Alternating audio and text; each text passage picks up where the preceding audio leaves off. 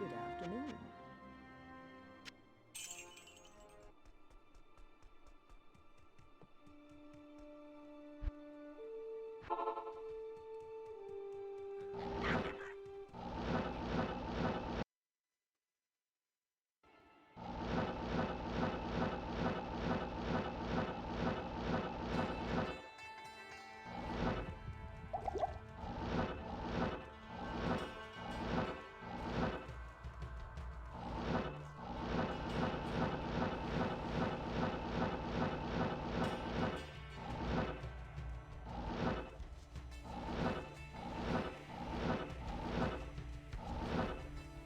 Not enough mana.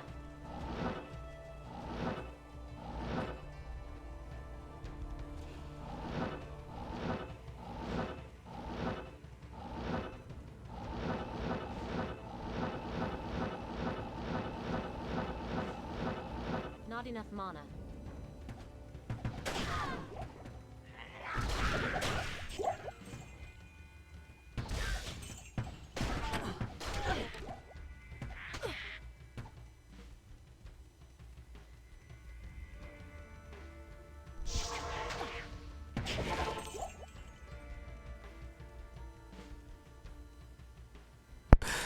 Hello guys and gals and welcome. Today we are going to talk about the Sorceress. Today is the day of the Sorceress, right? And we're just about to start. We are getting there. Deviant Brood is already in here, so I guess I'll pop up on camera. I thought it would be fun to start out this stream with well, probably one of the weirder sorceresses, which is a a bow sorceress. I actually have one of these running around, and I think it's just funny to play her. She is kind of hilarious in her own right, because not only does she do very well in general just for being a bow sorceress, but I've always had a lot of fun playing this character. I call it my roundabout fireball sorceress because she has a roundabout fireball. It's basically fireball, but it's better than fireball because it pierces. It is a piercing fireball. Look here, sir. Don't be rude. As the Ginger Gaming Mentor always says, don't be rude. Frickin' unique great axe over here. I saw that hoodie order there, Deviant Brute. Thank you for the awesome support.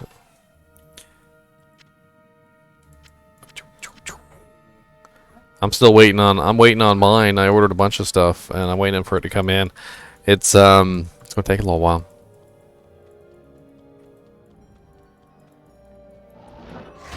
I thought I was going to be here today, to be honest. So I might as well talk a little bit about the weirdness that is the bow sorceress, and give you guys an idea of how it works, why it works, etc. So let's start out with just the basics of the bow sorceress. So how do you actually build a bow sorceress? Well, it's very similar to the Holy Freeze or Holy Fire or Tesladin, as it were. Basically what you're doing is you're applying a massive amount of elemental damage to your attacks, which then therefore translates over to your bow, and your bow then therefore, translates burniness to the enemy. With my particular build, I'm running a very high level of enchant. So if I go over here and I take a look at my enchant, I have level 27 enchant on my swap, which is 1022 to 1266.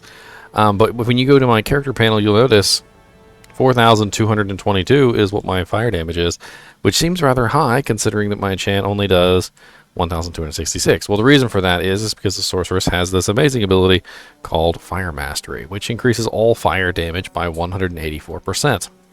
She also has Lightning Mastery, which increases her lightning damage, and Cold Mastery, which decreases the enemy resistance. And so what you do as a bow sorceress is you tend to build all elements, but enchant tends to be one of your main elements, just simply because it's a skill that you can easily build. So, you know, you even get other things like cold damage on your charms, you get poison damage, you get lightning damage, you get fire damage, cold damage there, doesn't matter what it is. All the damage that you get, lightning here, gets multiplied by your masteries. And I don't know if you guys have ever noticed this before, but your masteries are not locked to any particular set of skills. So you don't have to get Energy Shield or Thunderstorm to get Lightning Mastery. You don't have to get Meteor to get Fire Mastery, and you don't have to get Blizzard or Frozen Orb or Chilling Armor to get Cold Mastery. So you can literally build these skills independent of everything else. And you get your attack rating from Enchant itself, so attack rating gives you a bonus of 218% attack, which is pretty sweet. And then, of course, you have max warmth, because Enchant builds warmth. And as a bow sorceress, you can also build one other ability if you're really interested. And what that is you can build Firewall. So because Firewall uses warmth as its one of its main synergies, you can basically build Enchant, Warmth, and Firewall together very easily. But it doesn't really fit the build, I guess would be the terms. You know, you can work that in if you want to. And as you build up your Enchant Sorceress, I would even call her the Elementress as opposed to Enchant Sorceress, because the goal of the Bow Sorceress is not to deal one elemented damage.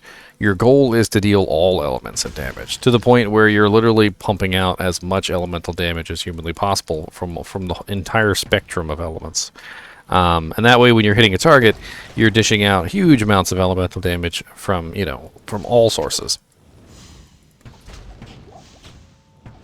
Now, of course, the bow that I'm using is the Demon Machine, and the reason why I'm using Demon Machine is because of the explosive arrows that are on it.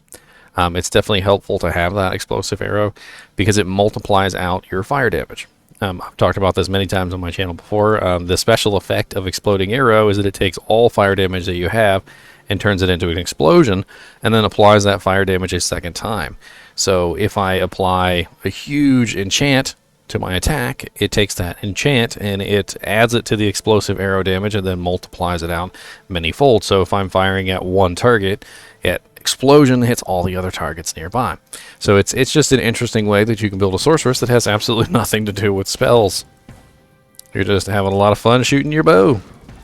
I know I did a bow paladin, there's a bow sorceress. What other classes are we going to turn into bow classes?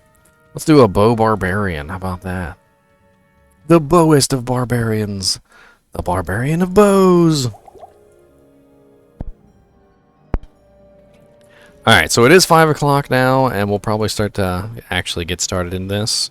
If you guys and gals have any questions, feel free to ask. I'm always up for you know, a little Q&A. Sorceress is one of the classes I've played pretty extensively. I wouldn't say that I'm like a master grade expert at sorceresses, but I will say that it's definitely a class that I've put a lot of hours into. However, I always end up doing stupid stuff while I am doing my sorceress. I'm like, oh, I want to make a Inferno Sorceress. Let's go. Let's make an Inferno Sorceress. Yes. Like, how can you socket a unique while with shale in the bow? So what you do is you take your bow and you go up to Larzik, and Larzik has a socket quest. And if you put a unique set or a rare item or a magic item in that socket, in the quest socket, it will socket it with one socket. Usually is how many it gives you. If you put a white item in there, it gives you more than one socket. But you can take unique items and you can socket them. So I could take the Skin of the Viper Magi, I could bring it up to Larzik. He can put one socket in there for me, and then I can throw some kind of rune in there, which would be really helpful. Super duper helpful.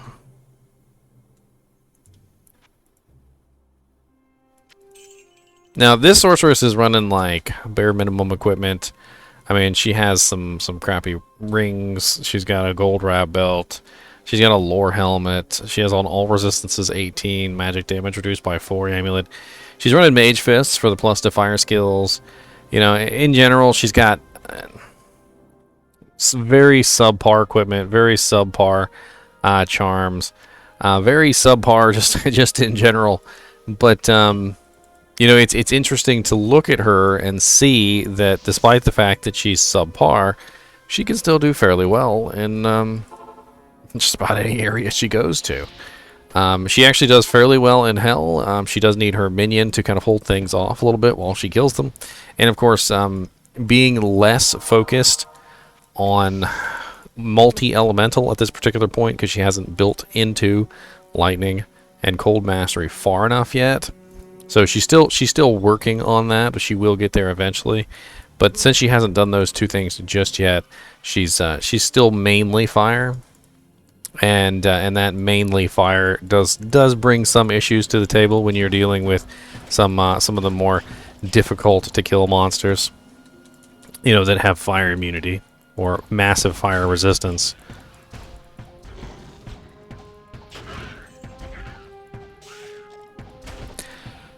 You don't like my roundabout fireball? Let's thrive. Okay, this roundabout fireball is the best fireball. Okay. If you like Fireball, let me introduce you to Roundabout Fireball.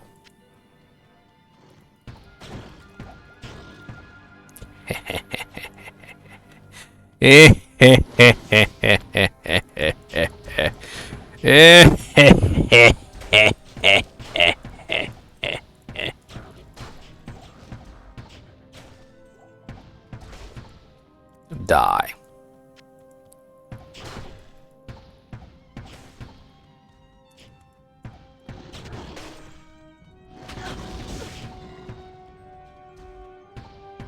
Yes, it does. It does actually work really nicely. I've actually tested this build on like a kind of like a mediocrely geared sorceress, you know, on single player. Kind of cheated her some better equipment than what this one is wearing. This one is wearing not the greatest equipment. I mean, she has some more travelers, which doesn't really help her damage at all. I mean, maybe a tiny bit, but she's running like a rare ring, and she's got like a gold wrap and a lore helmet. Like, she could be running so much better equipment right now than what she has. And she could be dealing out so much more damage. Right now, she's only dealing out 4,893.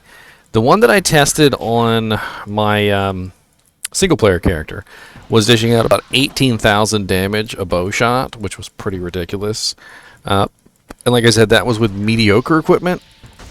So that was not like the best equipment that you could lay your hands on. That was just, you know, hey, let me just give her some gear so that she's not naked, and you know, let's make it halfway decent gear.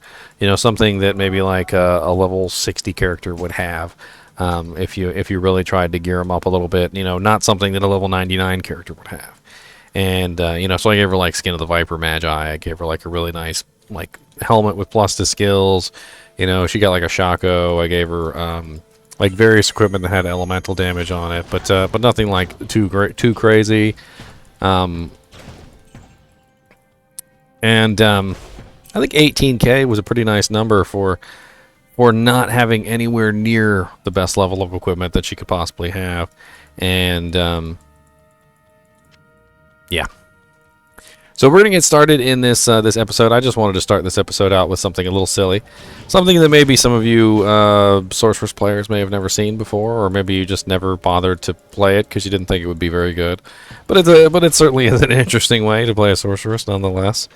And we're going to get started by first hopping over to our test Sorceress. And our test Sorceress has all the skills in the game, so we're going to have some fun playing around with her. And she is offline, so let me grab my offline characters here. Where are you, Test Sork? Actually, you know what? This would be a good way to start this this little video here. Let's go to the Tal Rasha's set here. And in the Tal Rasha's set, I actually have this set up specifically for a video. So I did this in my faster cast, or rather my breakpoint video. So if you guys and gals want to actually take a look at that, my breakpoint video is in my tutorial playlist, which is right here. And I talk all about this. Did I type that wrong, or is my Nightbot broken? Nightbot! I'll just link it directly. How about that? Sometimes I swear he's a little slow. I'll like pop up later. Oh, I forgot to type in the other R. That's what it was. I'm sorry, Nightbot, for doubting you. Alright, so basically what we're going to be going over right now is Faster Cast. And Faster Cast is very intrinsically tied to Sorceress. So I want to give a good showing of what Faster Cast is and you know, what you can gain by having a really huge Faster Cast bonus, right? So the first thing we're going to look at is 0% Faster Cast, alright? So I want to show you guys what it's like to have no Faster Cast whatsoever. And we're going to go out and we're going to take a Nova, because Nova is always so pretty, especially when you're doing Faster Cast demonstrations. So this is new Faster Cast, right?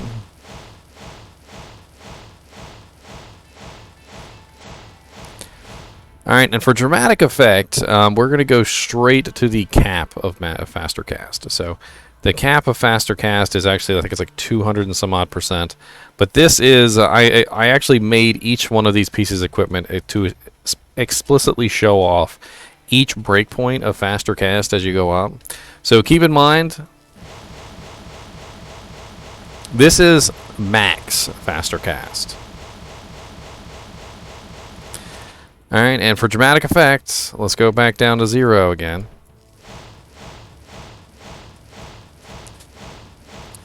So each breakpoint that you go up on Sorceress, you're going to see a rather huge increase in your Faster Cast. All right, so 20% is going to be your first breakpoint.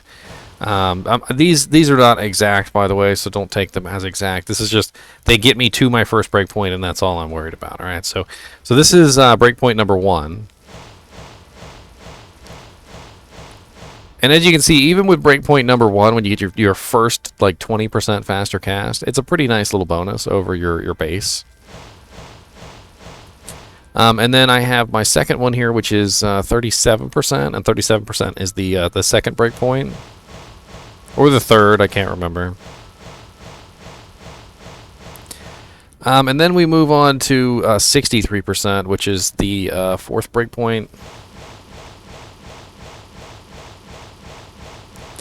And then we go to 107, which I believe is the second to last. And then we have, to get to the last breakpoint, we can't actually get that on one item, even cheated, by the way. Even with cheats, you can't get, like I think it's like 200 and something % is what you need for the last breakpoint. So for that one, you need 2 items at the very least. So as you can see, if you can get your Faster Cast rate up to a certain level, you can really spam out the abilities. I mean, really spam it out, right? And what this means for a Sorceress is that, just like any other class, if I'm dishing out, you know, say 500 damage, but I can only cast 1 spell every second, but, you know, Sorceress number 2 over here, she's dishing out 500 damage, but she can cast literally like 5 spells in the same time span it takes me to cast 1. You know, that's a pretty huge difference. And so that's like Faster Cast is so very important to a Sorceress, especially with teleporting. Teleporting is one of those things that Faster Cast makes such a big difference with. So as you can see, I can teleport like all the way across the map in a matter of seconds with, you know, max Faster Cast teleport, and that's why a lot of people love to get that max Faster Cast teleport. Whereas if I take off my Faster Cast and I do that same teleport, you can see it is extremely slow. And obviously having teleport is still better than not having teleport, but bare minimum Faster Cast teleport is pretty awful. Now most Sorceresses usually have some form of a Faster Cast. They usually have something. So, you know, it's not like you're going to find a Sorceress who's ever going to be at 0, but you're going to find plenty of Sorceresses who are about this level. Like maybe about 37%. So it's decent, but not the greatest. And then you're going to find a lot of Sorceresses that try to get to that last one, but they fall shy of it, so they're at 105, which is near the last breakpoint. And being near the last breakpoint is not exactly bad. What's up, Comrade Dylan? Now, there are some spells that Faster Cast does very little for, and the reason why that is because they have a delay built into them. So let me show off some of those abilities that have a delay.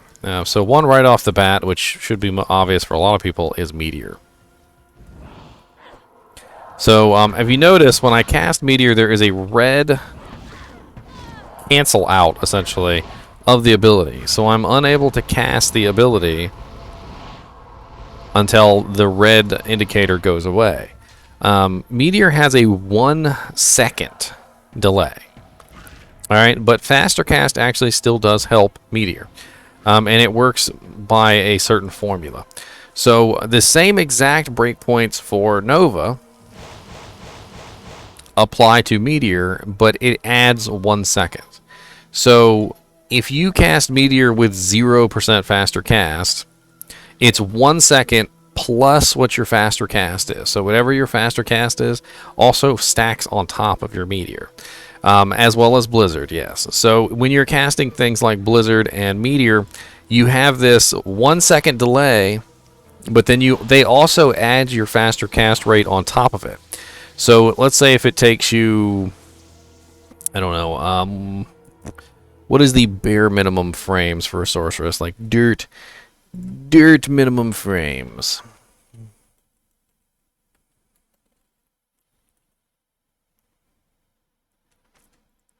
We'll talk about that in a second, so give me just a second here. So Faster Cast rate, Sorceress, dirt minimum frames for a Sorceress on Faster Cast are 13.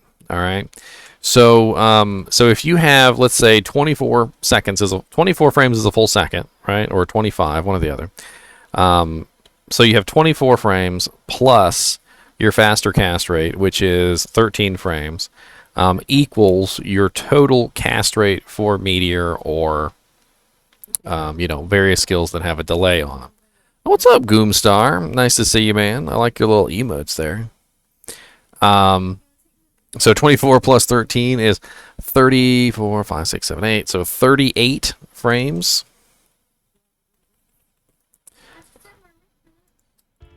All right, so let's do some math here.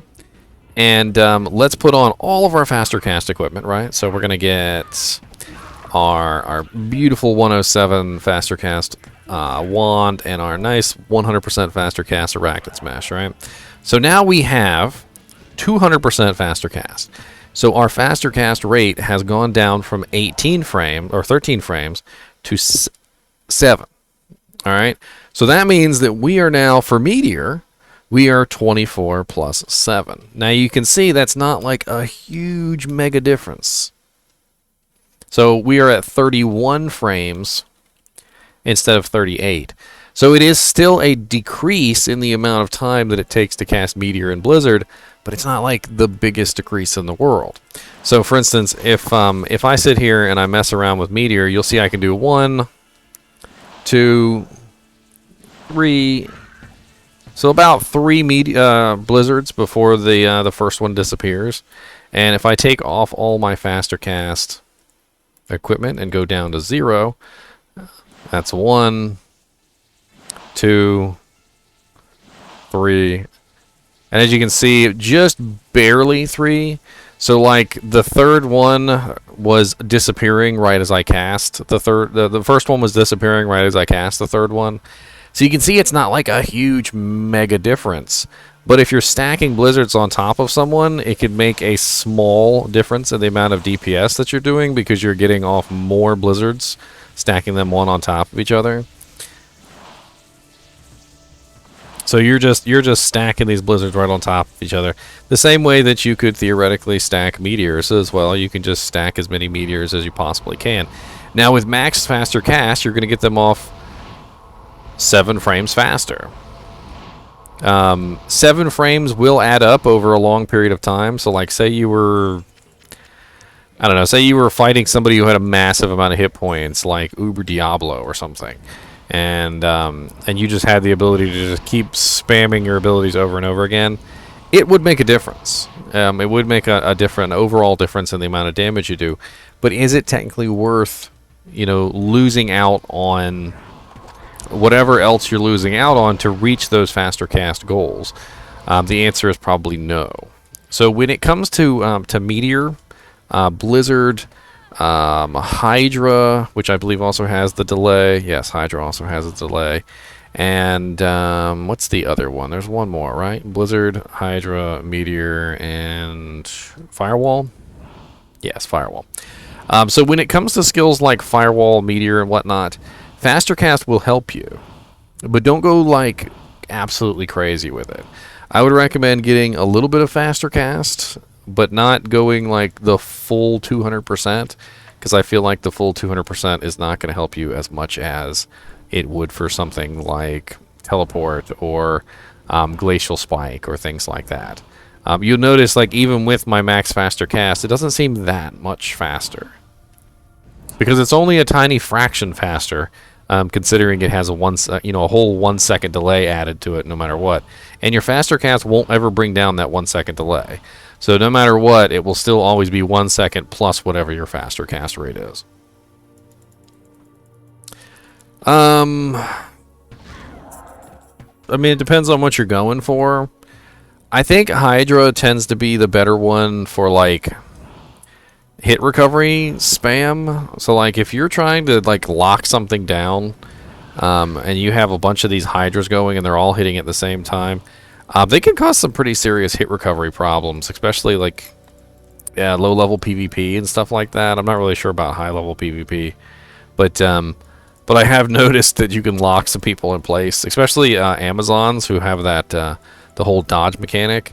When you start shooting like 800 little fireballs at an Amazon, they get into these little evade locks, and they get stuck there, just literally spamming the evades. So let's see how many Hydras we can get up. So with maximum faster cast, let's see how many Hydras we can get up. So we're going to count them out. So 1, 2, 3, 4, 5, 6. So 6, it seems to be our limit. Let's go ahead and take off our faster cast. So 1, 2, 4, 5. So about the same number of Hydras. There must be a limit. It's probably limited to 6 Hydras. It doesn't say it on the skill, but that makes me think it's limited because it seems like the exact same number.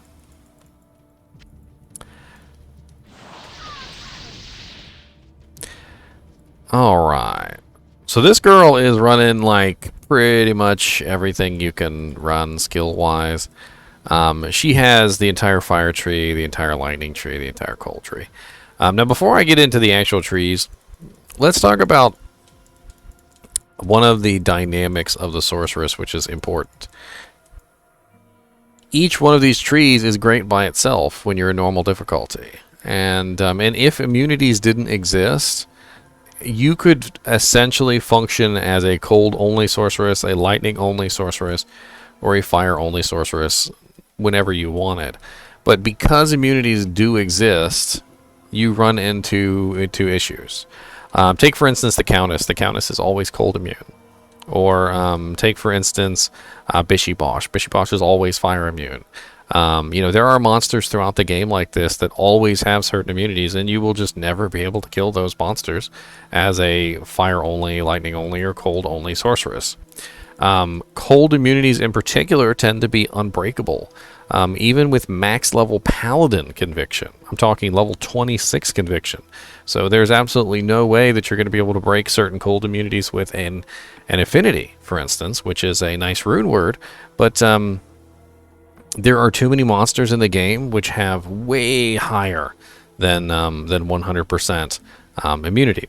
So let me go ahead and bring this formula up on the screen. I've talked about this in the past, but for the Sorceress in particular, it is very, very pertinent.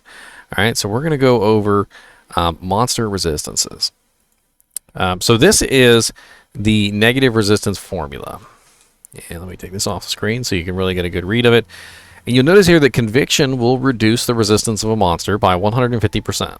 That is max level conviction, by the way. Infinity is not max level conviction. It's like level 15, so it's much, much lower. So 30% reduction to immunes.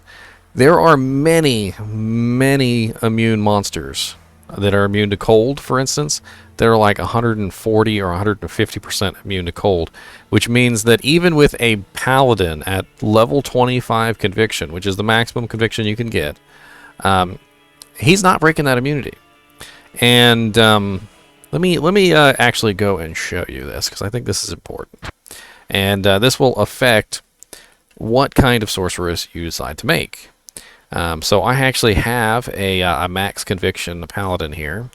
And I know this is the day of the sorceress, but we are talking about elements and breaking those elements. So so let's take this bad boy into hell difficulty. And we're going to take him over to Frigid Highlands. Alright, and he's going to run his level 29 conviction. Alright, so let's go over here to Frigid Highlands, and we're going to look at one of the most farmed monsters in the game, I would bet, which is Eldritch the Rectifier. And you notice that even with level 29 conviction, the minions even are still immune to cold. These monsters are unbreakable, and the cold damage will do absolutely nothing to them. I literally just found a Great Axe in one of my other games. What the hell is going on today? What's up, Brain Hugh? Coming to visit all the streams. Like, oh, he's streaming. We need to drop some Brain Hues. Yes, do it. So as you can see here, according to the calculation, max level conviction still can't even break these immunes. So there's still going to be plenty of monsters that conviction aura will not break. Now, what immunities then are easy to break? That's a good question, right? So you see these monsters are still cold immune. This boss right here, Shank the Overseer, if I can get my aura on him, I can break him. But the reason why I can break him is because he's not unbreakably immune, which is a whole thing. Alright, so let's go back to a sorceress here after I identify my little items, because I have to identify. I'm a nerd. Ooh, plus 69 to mana based on character life. 2 sockets. I actually kind of like that for a little low level 29 character. It's actually kind of nice. So what elements are easy to break? Well, to find that out, you have to go and you have to play around with it. You're going to need a lower level conviction. Obviously, you're going to need a conviction that is more equivalent to what Infinity can put out, because Infinity is not as good as my level, 29 conviction. So when you come across monsters like these, which are immune to cold, and you throw your conviction on them, notice they're still immune to cold, so nothing has changed. Or when you find a monster that is immune to fire, you go over to the monster that's immune to fire or immune to lightning, and you see, okay, well, the lightning immune, he got broken. And that's interesting, right? So the lightning immunes are breaking, but the cold immunes aren't. So so what's up with that, right? And then and you continue to find things like this. So let's go to another little area. And let's see what other immunes will break and what immunes will not. And this is all very important to the sorceress, because the sorceress is all about immunities. She needs to know, what can I break and what can I not break. Let's go to City of the Damned.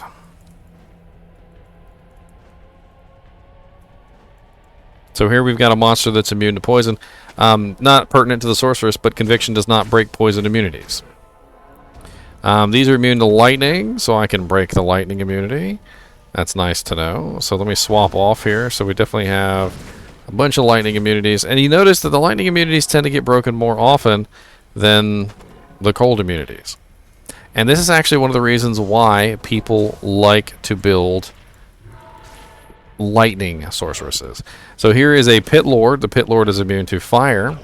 And you'll notice that the Pit Lord's immunity is also broken. And if you're noticing the trend here is that cold sorceresses have got it rough. Pretty much all the cold immune monsters that are naturally cold immune are unbreakably cold immune, and there's really nothing you can do about it.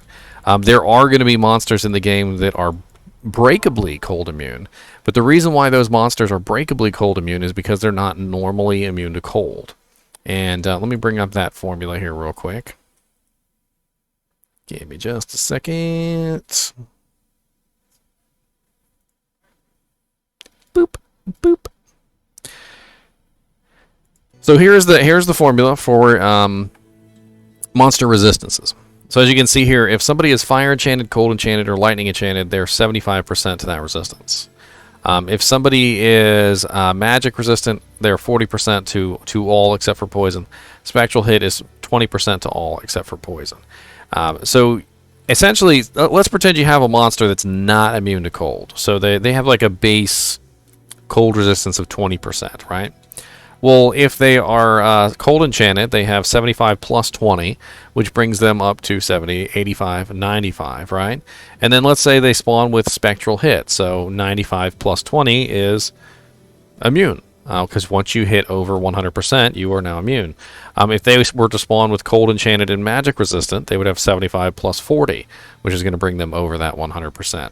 The monsters that are unbreakably immune are past the 130% threshold. So once they hit 131% cold resistance, you can no longer break them. But most of the monsters are 130% cold immune. And in fact, it's been my experience just in general playing my Cold Sorceress recently, not in the old days, but recently, that as you go through areas with cold immune monsters, they are more often than not just completely unbreakably immune. Here's Infidels. These are also unbreakable immune cold. We also have, what is the other little dudes? The frosty monsters. Let's go say hi to them. So these guys are immune to physical and poison. My conviction does nothing for them. These guys are immune to cold and poison. And I cannot break their cold immunity, looks like. No. So they are also immune to cold still, no matter the conviction or not. So you will see a lot of lightning sorceresses. And the reason why you'll see a lot of lightning sorceresses is because lightning is easy to break. Cold is not. There are too many fire immunes, I think, in general, and most people avoid fire. But fire is easier to break than cold is. So, out of the three elements, when you're looking at a sorceress, which of those three elements are better to play? I mean, really the answer is the lightning and the fire.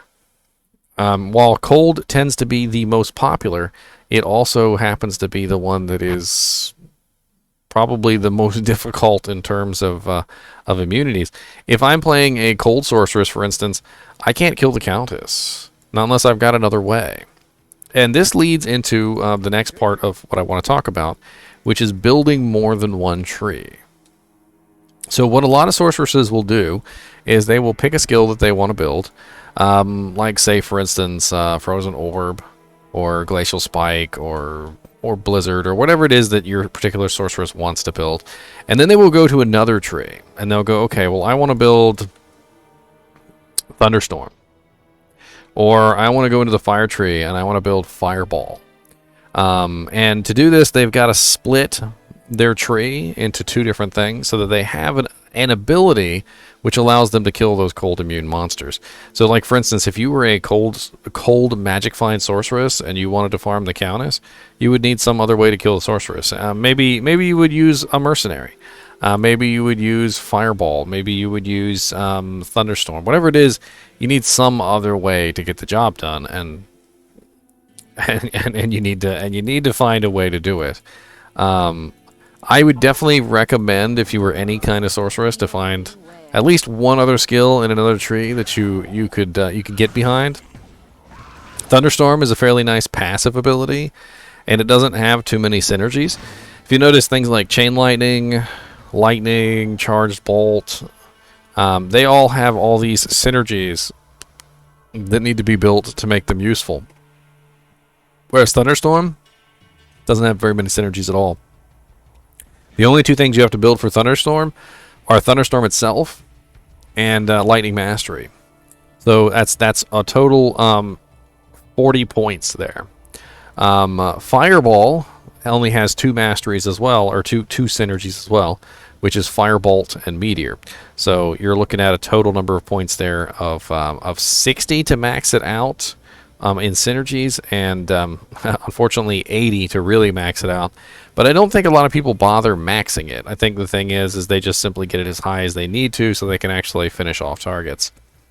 And I find that Firewall is a decent one. So if you're going to build, say, like a Cold Sorceress, Firewall uses Warmth as its synergy, so you can really build up your Warmth really high. And Warmth is your ability to regenerate mana. So if you look at Firewall, it only has 2 synergies, and the Inferno synergy is a rather poor one. So what you can do is you can actually build Warmth and Firewall together, and then of course you would still have to build Fire Mastery. But Warmth wouldn't be a waste of points, because Warmth is going to help you mana-wise no matter what. And then you're really only sinking in 40 extra points here, which is not too bad. So you're looking at a total tree investment of 60 points, and then you can take all the rest of your points and put them into the cold tree or the lightning tree, whatever tree it is that you want. And even though a lot of monsters tend to be fire resistant or fire immune, you'll find that the monsters that are immune to cold tend to not be immune to fire. So you usually won't run across monsters that are immune to both cold and fire. It's just kind of like a thing. It does happen. I'm not going to say that it's not going to happen, but it's a little more difficult. Now the next thing I want to talk about is multi-tree skills. All right, so you have three trees here, and each one of these trees is very, very nice, and they're all kind of like off to themselves, and they make you think, okay, this is everything to do with fire, and this is everything to do with lightning, and this is everything to do with cold, and you know, none of these trees should ever mix or touch each other, and that's wrong, of course. What you want to do is you want to pick out the skills from each tree that are pertinent to what you need to build. So right off the bat here, if you were a cold sorceress, or a lightning sorceress, or a fire sorceress, you're still going to build warmth. I don't recommend like putting all your points into it unless you are, you know, building enchant or firewall. You can put like 5 points in it or 10 points in it or whatever it is, because it does really, really help your mana regeneration by a huge percentage. And especially if you're going to be using an infinity merc who's not going to have meditation, you're going to need some way to regenerate your own mana, and it's definitely helpful. Now, the downside to warmth is that it's based on your mana pool, and I know I have a ridiculous mana pool of 8,072. These are single-player cheated characters. Please forgive me. Forgive me. These are only made for the purposes of showing off the game, I promise you. I don't actually play these more than just simply to show you guys stuff. So, warmth regenerates faster based on the amount of mana you have. So in the beginning of the game, it gives you a false impression that it doesn't work very well. And the reason why it gives you a false impression that doesn't work very well is because you start out with like a mana pool of like 30 points. And no matter how high you get this warmth, you could have level 20 warmth at level 1 and it would do next to nothing because your 20 mana point pool is regenerating at dirt speed anyway, and 300% of dirt speed is still dirt speed. It's just slightly faster than dirt. You're the fastest snail on the racetrack, which isn't saying a lot. But when your mana pool starts to get larger, when you start to build your mana pool higher and higher, you'll notice that your mana will regenerate quicker and quicker. Let me see if I can... Let me put on my max faster cast stuff here. And let me kind of give you an idea. How about that? Alright, so we're gonna really spam some abilities here. I need something that's got a really high mana cost. Frost Nova is 32. Blizzard, I can't spam that fast enough. Frozen Orb, I can't spam you fast enough. Enchant looks like it's winning with 48 mana. I think we've got a winner. Winner, winner, chicken dinner. Yep, Enchant.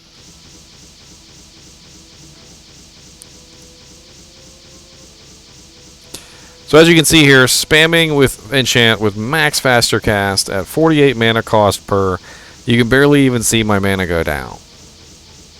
And this does not have to do with the size of my mana pool. If I didn't have warmth, my mana would be draining at a astonishingly fast rate because I'm casting like 4 enchants per second is what it feels like, and that's literally about 100 mana a second that should be draining out of my mana pool at a tremendously fast rate. So my mana pool should just be draining straight down to the bottom. But because I have a huge mana pool combined with 306% warmth, it's not happening.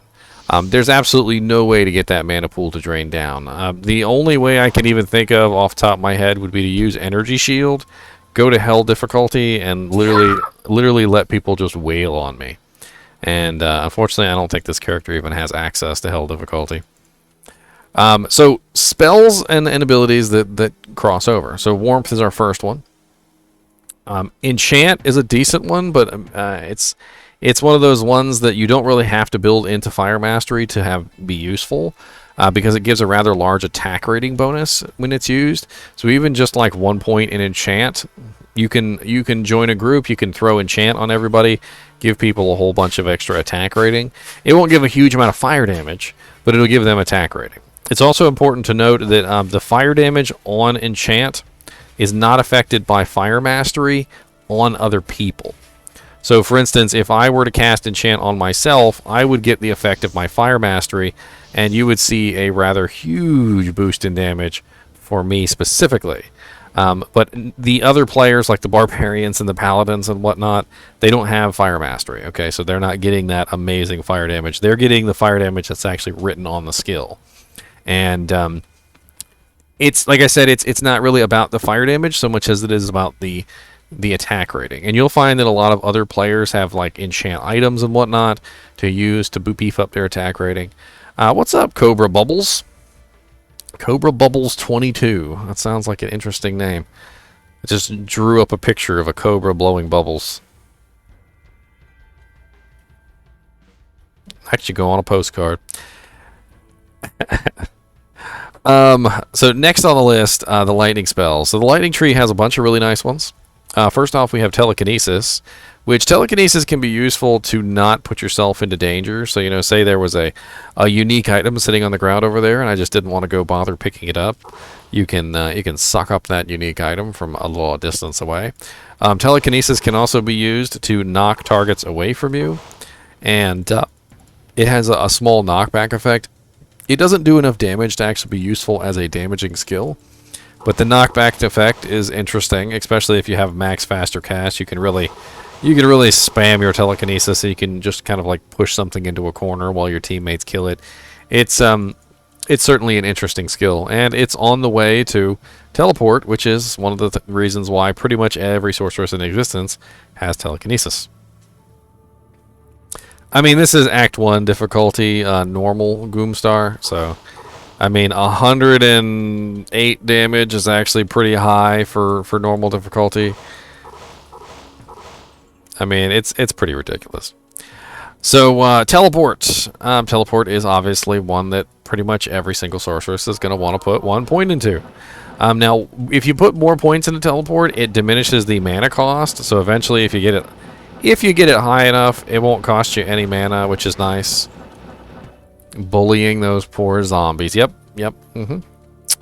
That's right. Absolutely bullying those poor zombies. Let me take this graphic on the off the screen before I forget, because I always do. And I mean, teleport is pretty self-explanatory. If you can't see why having the ability to teleport across the screen is a good thing, I don't know what to tell you, sirs. There's really not anything I can say to you. Correct the wit. So yes, you can have more than 2 immunities in Uber Tristram. Uber Tristram is the exception to the rule. So in Uber Tristram, you will find monsters that are immune to fire, lightning, cold, poison, magic, and just everything in the world. There are monsters in there that only have one weakness, which is physical damage. There's monsters in there that have, like multiple immunities and are immune to physical damage and have to be killed with specific elements. I went in there with my Vengeance Paladin, and he had absolutely no problem because my Vengeance Paladin runs fire damage, cold damage, lightning damage, poison damage, and physical damage all at the same time. And so he really didn't give two craps about any of those monsters. He just walked up and bashed them in the face, and they died, which is saying a lot because those monsters are meant to be difficult to kill, which is one of the reasons why I really love my Vengeance Paladin. He's really great for that kind of stuff. Now, teleport, amazing. All right, and now we get to another skill, which is Energy Shield.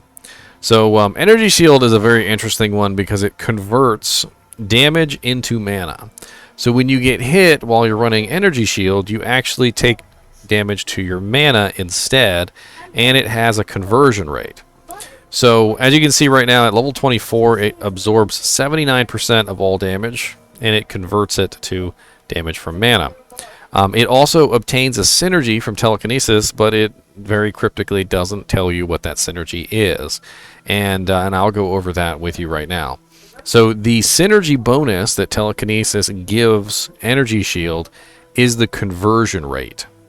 So when you first start out, let's say you have level 1 telekinesis, and then you have level 1 Energy Shield. You will have, actually, you know what? Let's do that even better. Let's say level 20 Energy Shield. So level 1 telekinesis and level 20 Energy Shield. Telekinesis has a conversion rate of 2 to 1, which means that for every 1 point of health damage you take 2 points of mana. All right, so it's literally 1 that converts into 2, which is a very poor conversion. That means that if you have 500 mana and you get hit for 200 damage, you're going to take literally 400 damage to your mana because 200 is going to multiply into 400 mana damage. Now, if you beef up telekinesis, telekinesis brings down this ratio more to your favor. When you get it maxed out, telekinesis actually has a ratio of 0.5 to 1, which means that for every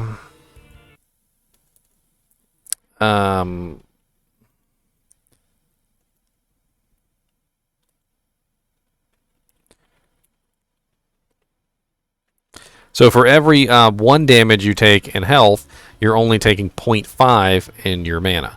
Now, the important thing to note here, though, is that Energy Shield will never absorb all of the physical damage that you take. So it does offer protection, but it doesn't offer complete protection versus your hit point pool. So if you take a massive chunk of damage, it will actually sort of burn through Energy Shield a little bit and reduce your hit point pool. But as an Energy Shield Sorceress, you have the unique ability to build energy as opposed to vitality. And while I don't recommend neglecting vitality entirely, I do recommend that if you're going to build telekinesis Energy Shield, definitely stack energy to no tomorrow. And you're probably also going to want to beef up warmth as well. So if you do plan on being a telekinesis Energy Shield Sorceress, I also recommend maxing out warmth, because warmth is going to be a regeneration for your health, and your mana is going to be your health essentially. This character is cheated to all get out, so don't look at my stats. Don't look at my stats. My little 10. I have 10 vitality and 8,167 life. That is obviously not a legitimate number. It is no legitimate. Nay. All right, so we've covered telekinesis, we've covered teleport, we've covered Energy Shield. All right. And we're also going to cover another one of the lightning tree. You'll notice the lightning tree has a lot. Okay, so the fire tree only had really 1-2 abilities that I guess you could consider, multi-build skills. But the lightning tree has 1, 2, 3, 4 abilities that are multi-tree skills. All right. Now, the next one is basically the Sorceress's version of Crushing Blow. And if you guys have been following me for a long time, you know what Crushing Blow is. But let me go over it for the newer members just in case. And basically what Static Field does is it reduces the monster's hit points by 25% of their actual hit points at that particular moment. So, for instance, say a monster had 100 hit points and you hit him with a static, it would go down to 75. But if you hit them again with static, 75, 25% of 75 is a completely different number than 25% of 100, and it diminishes as their health diminishes.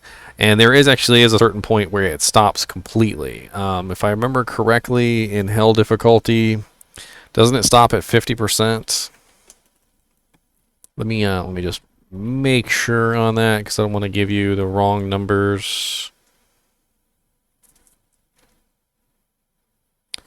This can be cast consecutively to lower enemies' life considerably. It does work on bosses. However, in Nightmare, static field does not reduce an enemy's health below 33%, and in Hell, it does not lower life below 50%.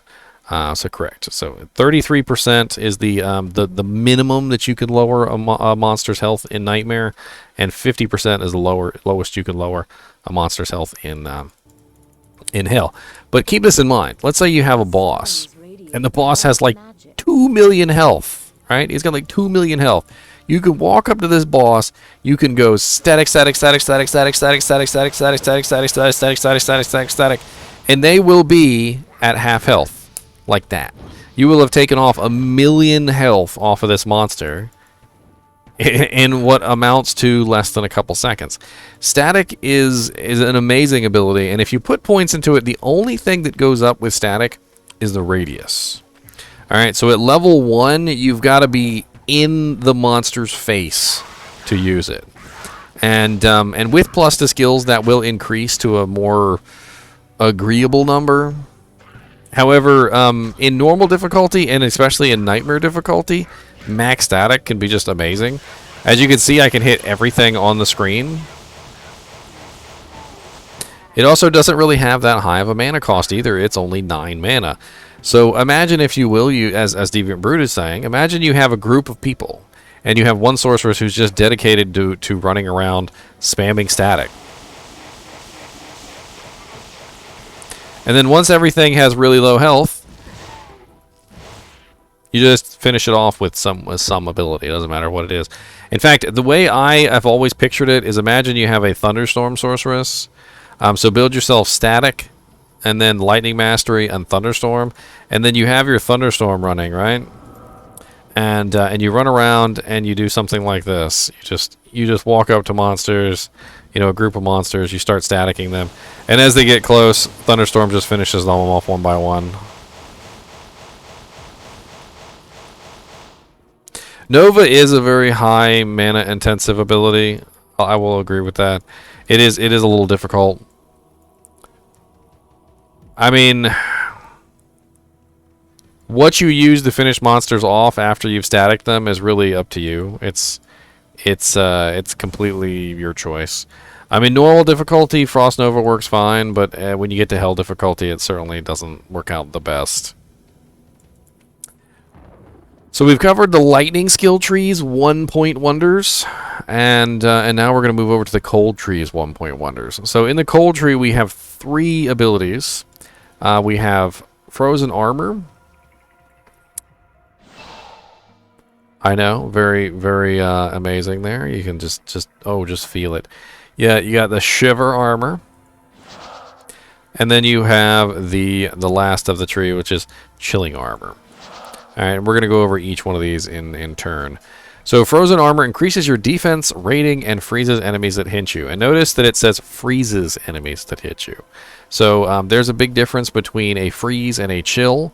And freeze is very, very nice. And you notice there at max level, it has 11.8 second freeze, which is kind of ridiculous, and a duration of 796 seconds, which is a fairly long period of time. It's pretty much just a cast it once and forget it kind of ability. And it brings up your defense a rather large amount. So you're looking at 145% defense bonus, which is very, very nice. That's very, very, very, very nice. Now, this first ability, Frozen Armor, classifies itself by that freeze. So the freeze duration is the main identifier for this ability. The next one is Shiver Armor, and Shiver Armor increases your defense rating and freezes enemies and damages enemies that hit you. So this one has the cold length of 28 seconds, so it's not a freeze duration, it's a cold length. So very odd choice of words there in the beginning because it says freezes, but it doesn't actually freeze them. Now you will notice that the defense bonus is 145% on frozen armor, but it is 183% on shiver armor. So you do gain a larger defense bonus with shiver armor. You also gain a large amount of damage for monsters that hit you, so 358 to 420 for any monster that hits you, essentially. Whereas frozen armor doesn't really apply much damage. In fact, it doesn't even say if it does any damage at all. It just says that it freezes them. So frozen armor, purely defensive. Shiver armor has a little bit of a offensive mechanic there. It also gives you more defense than frozen armor does. I know 12-second freeze is pretty ridiculous, Onyx.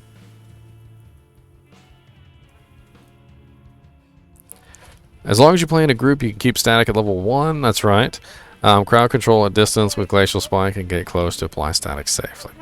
Alright, so last we have Chilling Armor, and Chilling Armor is increases defense and just charges an Ice Bolt in retaliation against ranged attacks. Now this one is better seen than anything, so we need to go somewhere where there's some ranged monsters.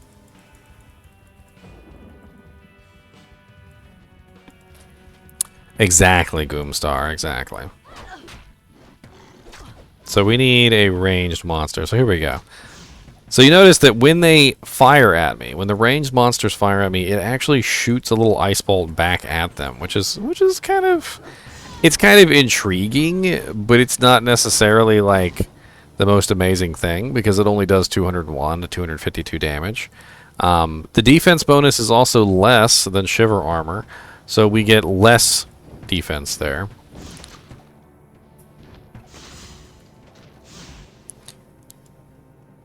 And I don't really know why you would choose Chilling Armor over Frozen or Shiver.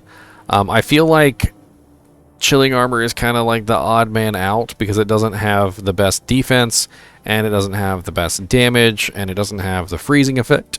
So it doesn't really make a lot of sense.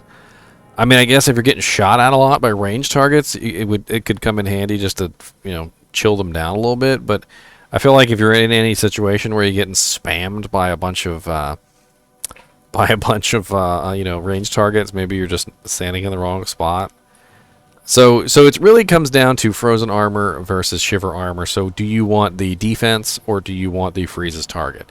Do you want the damage or do you want the ability for monsters to, you know, stand still for a certain period of time?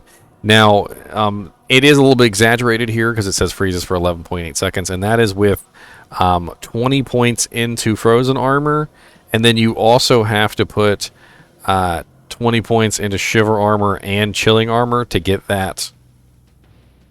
No, where is it? Freeze? Yeah, to get that 11.8 seconds, which nobody's going to do. It's still going to give you the freezes effect, but it's not going to be anywhere near as amazing as that. And the armor percentage is going to be less than 145% as well, so there's also that. This is like if you were to build into this tree and just completely max out these three abilities, you would get some really, really nice effects, but who has 60 points to cap out these three trees? It's just not something that most people will do. Alright, so let's start with the fire tree. And we'll go over all these abilities one by one. So first off, we have Firebolt. And I think Firebolt is one of those skills that just kind of gets forgotten. And the reason why Firebolt gets forgotten is because even though it's a decent skill at low levels, it has only single target damage. It can only shoot, you know, one at a time. You've got to individually target each monster, which is not the greatest, and the damage on it is actually not that amazing either. At 2042, it doesn't beat out Fireball by even the smallest margins. It's less than half of Fireball. Now, why does Fireball beat out Fireball so amazingly? It's not just the damage. The damage isn't the only aspect of Fireball that is amazing. The other aspect of Fireball that is amazing is the radial effect. So when Fireball hits a target, you have an explosion, and the explosion has a radius of 1 yard. So if you have a bunch of monsters that are tightly packed together, your 5,243 damage applies to all of them. Not just one of them, it applies to everything within that tiny radius, and that means you can do a massive amount of damage to groups of monsters that are tightly packed together. So you get twice, actually it's like 2.5 times the damage of Firebolt, and then you also get a radial effect on Fireball, which makes it even more amazing. Now, the other aspect of Fireball that a lot of people might not realize is that Fireball has a very small micro stun.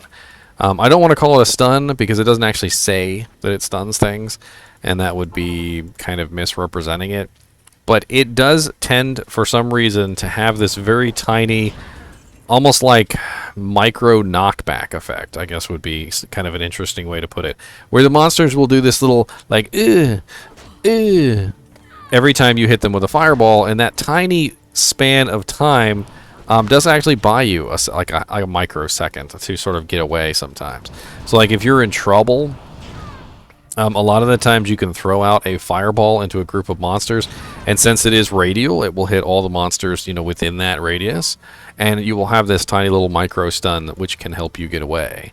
Also, if you're spamming it, absolutely just blasting it into the stratosphere, you know, the monster that's getting hit like 800 times by 800 fireballs might have a little bit of trouble getting to you because he's getting all these little tiny micro stuns, and you'll notice that the monsters kind of shudder as they walk towards you. Whereas with other skills, the monsters will just beeline straight for you. When you're spamming fireballs at something, they kind of like move in like little jerky movements because they're being stopped ever so briefly by these little tiny micro stuns, which is very useful. And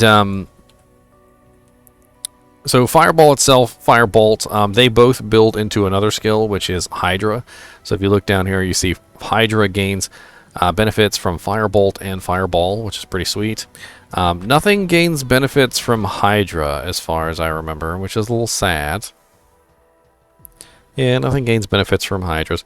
But if you were to build Firebolt and Fireball, you could totally build Hydras. And Hydras do a decent amount of damage. It's definitely less than Firebolt, but you can literally summon multiple of them, and each head will fire a bolt. So you're talking about 3 bolts per head, you know, per cast, and then you can have 6 Hydras up at one time.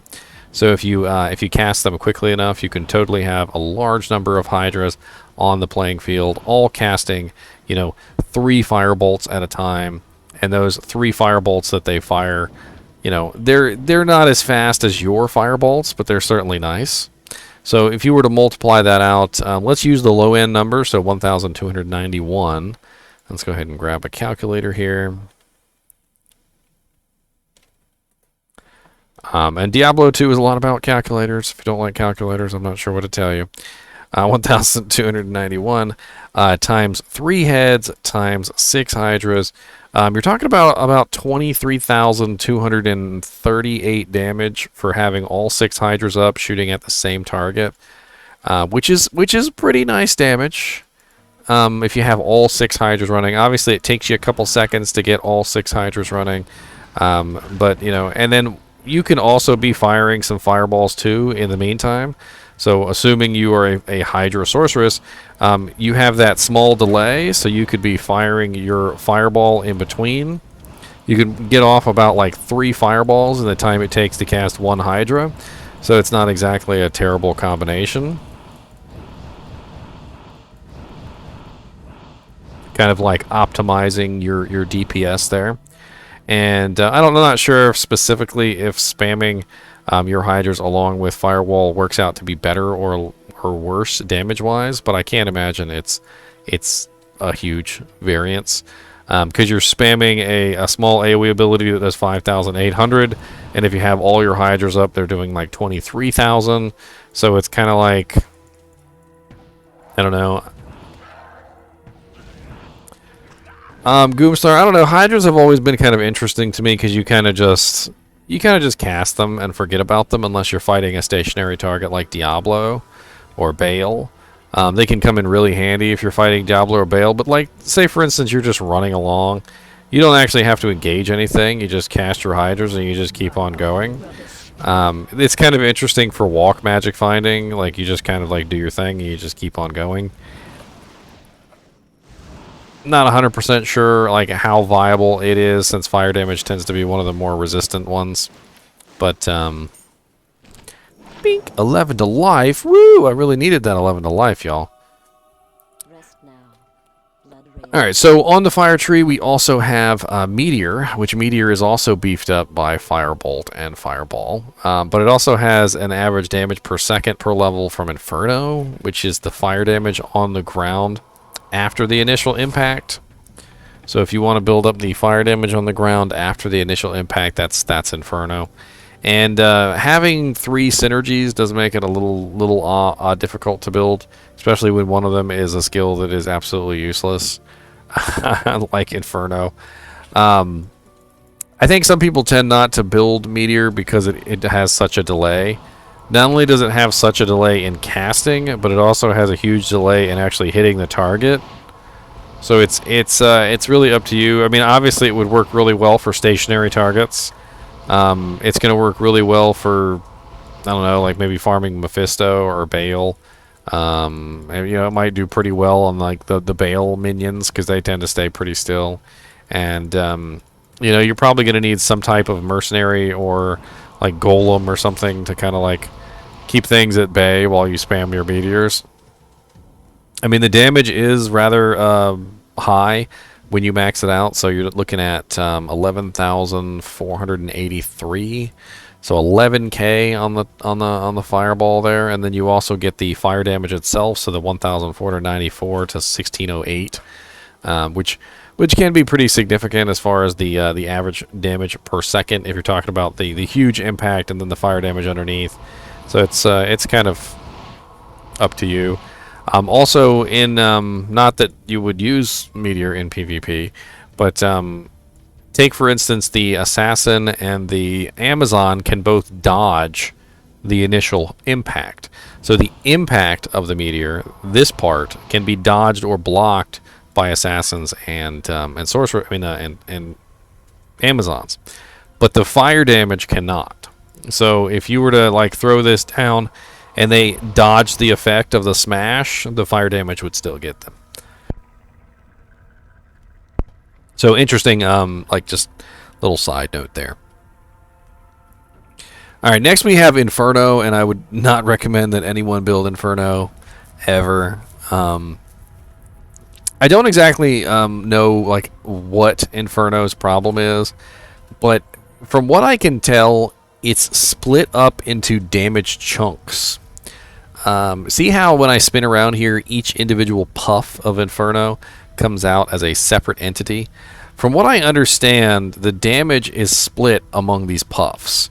So if we were to count out like 1/1000, so 1/1000, that right there is an entire second of damage. So 1/1000, 2/1000, 3/1000, 4/1000. So your damage here, right here, 2,950, is split among each one of these chunks in that second, from what I can tell. So you have to actually hit the target with every single damage chunk of Inferno to get that 2,950, and that pretty much means the monster needs to stay exactly still.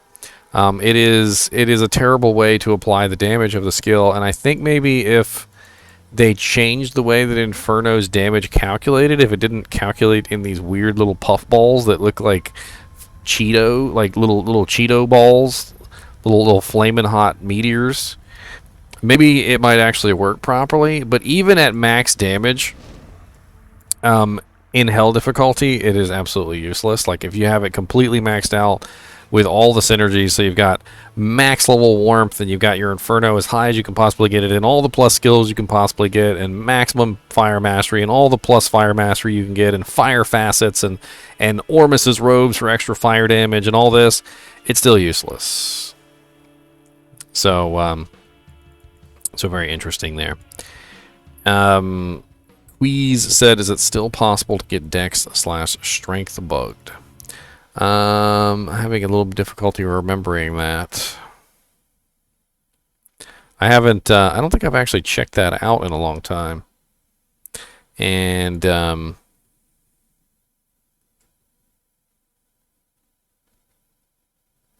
Are you talking about when your character is in equipment is invisible? Is that what you're talking about? Or are you talking about something else? Oh yeah, it's totally still a thing as far as Diablo 2 is concerned. I don't think anyone's been able to test it in Diablo 2 Resurrected yet, though.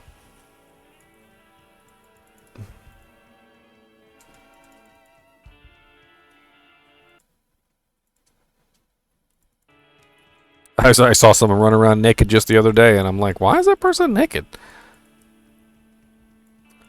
It's not a thing? Cool. Well, honestly, I mean, I would prefer the strength, dex slash strength bug not being there. I think it's kind of odd to have a naked person running around PvPing or PVMing, and you have absolutely no idea what kind of equipment they have on. It's kind of an exploit in my opinion because you're hiding your equipment from the other players and you're making it impossible for them to make any kind of determination what kind of equipment you're wearing. And I mean that's part of PvP, that's part of PVM is looking at people's equipment and like oogling what they have on and if you're PvPing specifically, you know, trying to figure out exactly what they're wearing just by eye. And you know, if you can't see what kind of equipment they have on, that's pretty poopy. So next one on the list here is Blaze, and I always thought Blaze was an odd one because the damage on it just doesn't really quite. I don't know. It doesn't really quite match up with like the ability itself. Like I feel like Blaze should be like this amazing damage ability, but it only does 2,230 to 2,344 damage per second at max, and that's a paltry number compared to what Firewall does at max, which is 10,000. Now, granted, Firewall is stationary, and you have to cast it underneath of a target, but 10,000 damage is a lot of damage, and it's just such a huge difference between Blaze. The only thing that I could ever think of with Blaze was that I guess you're supposed to like do this and concentrate it all in one area, so that if somebody like steps into this death fire zone, they just immediately die. Maybe the damage numbers from every single point of Blaze would stack into like a molten inferno of ridiculousness, and so like since you have it all stacked on top of each other like that, they would literally just like touch one individual like frame of the fire and take like 8 trillion damage. But I really don't know if that's even a thing. You notice how it's much more fiery there than it is over here. It's much more white. Like the flames are really, really hot. So Blaze, very interesting skill. It just kind of goes behind you. I guess if you were running away, like kiting, I suppose it could be an interesting ability for kiting. So like say for instance you were in Duriel's tomb and you didn't want to actually stop to turn around and fight Duriel, I suppose you could just cast Blaze over and over again and you could just run, and as he chased you, he would be constantly running into the fire and he would eventually die. So I suppose Blaze could be used as a kiting ability if that's what you'd like to use it for, because I feel like that's exactly what it was designed for, is to kite monsters, and then while you're kiting them, you're essentially dealing damage to them as you run away, and you can go back and you can kind of like loop, maybe do a couple loops or something like that, so that they're walking through some more concentrated versions of your Blaze. Of course, you can also use it just to draw silly things like a smiley face if that's what you want to do. Yeah, let's just draw a derpy face. Oh no. My smiley face is all messed up. It's a terrible smiley face. Last on the fire tree is the firewall. So firewall is a massive amount of damage, but it doesn't apply its damage like extremely quickly. And as it levels up, it actually gets longer, so it goes for a further distance. And the duration is basically about the same no matter what, so 3.6 seconds, if I remember correctly. But the length gets bigger. So 35 yards is the length right now, and 35 yards is pretty large. And of course, you can cast it multiple times underneath of targets, but it does have a delay in between cast, so it's kind of like a a catch-22 there. It doesn't last anywhere near as long as Blaze does, for instance. So I guess that's why Blaze, will literally do less damage, just simply because it lasts for longer and it does that damage over a longer period of time.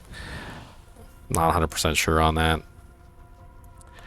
So next on the next tree is the lightning tree. So we're going to talk about the lightning tree next.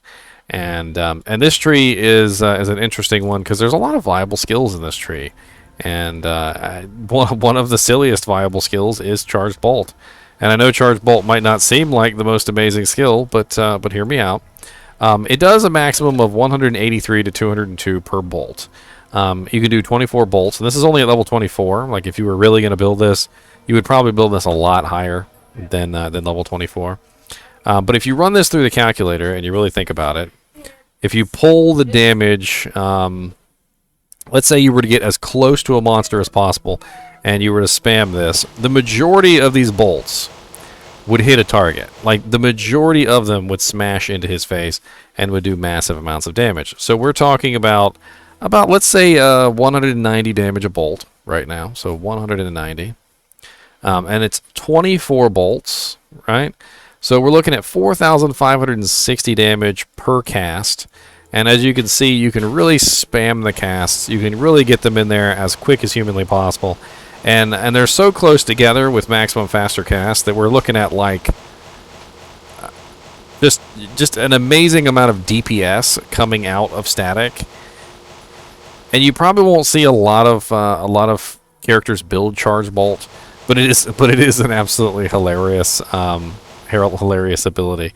I actually remember building a Charge Bolt assassin, a sorceress, just for fun.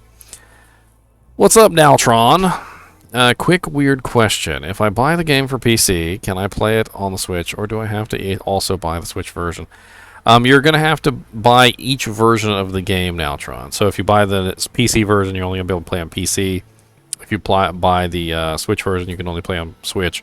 But there is cross progression, which means that let's say you level up a character to level 50 on PC, you can then hop onto your Nintendo Switch version if you've bought both of them, and you can pick up your level 50 character and you can keep playing them on your Switch, and then you can hop back on your PC and then pick him back up on your PC. So the cross progression is nice, but there's no cross play, and I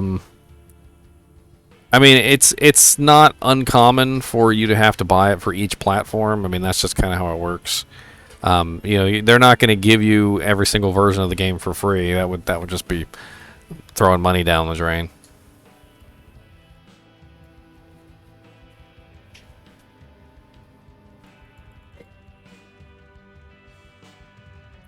Huge back to school deals. Huge. Alright, so next on the list we have Lightning, and Lightning is your direct damage lightning skill. So it does a massive amount of damage. It also goes through targets. So it is like an Amazon's Pierce ability. It doesn't just stop when it hits a target. It goes all the way through them, out the other side, and it hits whoever is behind them, and it keeps on going. You do notice, though, that it has kind of like a maximum distance. So once it hits that maximum distance, it kind of just disappears. And that's normal. So while lightning doesn't specifically hit every single target that it passes by, it does hit all the targets in its line. And as you can see, it does 9,604 damage right now with only level 24. And a lot of people who will build Sorceress, especially a Lightning Sorceress, are going to have a lot higher than level 24 Lightning. You do notice, though, one of the things about Lightning skill is you see this really low bottom number here, so 4 damage on the bottom end. So your Lightning skill can do 9,604, but it can also do 4. So it has this really bad gambling mechanic to it, which basically means sometimes you can one-shot a monster, and sometimes the monster is like, ooh, that really tickled. And that's pretty much the gist of it. Ooh, it really tickled. Now, if you look at Lightning, Lightning does have 3 synergies, so Charge Bolt, Nova, and Chain Lightning. So if you are going to be building Lightning, you're probably also going to be building Charge Bolt. You're probably also going to be building Chain Lightning. And And I would assume you would also be building Nova as well. So, because if you're really trying to get that maximum damage, I mean, that's gonna help you out. Now, Chain Lightning is the lesser damage version of Lightning, but Chain Lightning chains in between targets and hits more than one. So if I shoot this one, you notice how it branched off and it hit the other two. So it's nice because it has that ability to hit multiple targets, but Lightning also has the ability to hit multiple targets. Like I feel like Lightning almost works better because it's a pierce effect essentially, and a lot like Amazon or Javazon or any character that has an ability that pierces, like Necromancer with Bone Spear. You just need to make sure you're lining your character up correctly so that your lightning bolt is going through all of the targets, and it almost kind of makes Chain Lightning a moot point. Now, of course, if you're in an area that just has a massive number of ability, monsters, like say you're in the cow level, Chain Lightning might come in handy, just simply because it's going to chain between a huge number of targets, and that's really nice.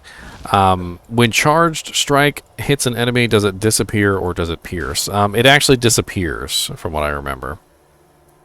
So if you go out and you actually use the ability, you'll see that it disappears as it hits things. See how one of them went through the door and the rest of them stopped on the wall?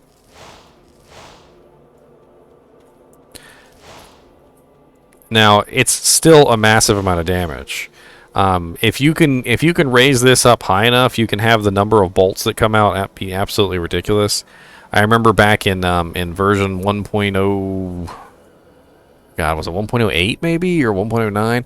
They had just released these sets, and I was able to use the angelic set, which was bugged. And I remember getting level 99 charged bolt. And I remember running around hell, and every time I cast my ability, there was just this massive field of bolts that was literally 99 bolts thick. And they were doing like 500 damage a bolt. And literally all I did was just cast one thing, and the field would just murder everything. And when I did faster cast, like the entire screen was covered with charged bolts. And it's just a funny ability to use. And of course, if you build Charge Bolt, you're going to end up having Lightning anyway. So it's not like you can't build a Lightning Sorceress and still play around with Charge Bolt just for fun. Stop casting, my PC lags out. Your PC shouldn't lag out from me casting, sir.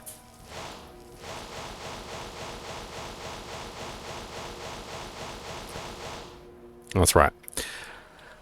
Alright, so next on the list is Thunderstorm, and Thunderstorm is a very interesting ability because it's very passive. It also doesn't have any synergies, except for, of course, Lightning Mastery, and it just sits on you like this. And as you walk around, if you happen to find a monster that Thunderstorm can murderize, a little lightning bolt comes down from the sky, and just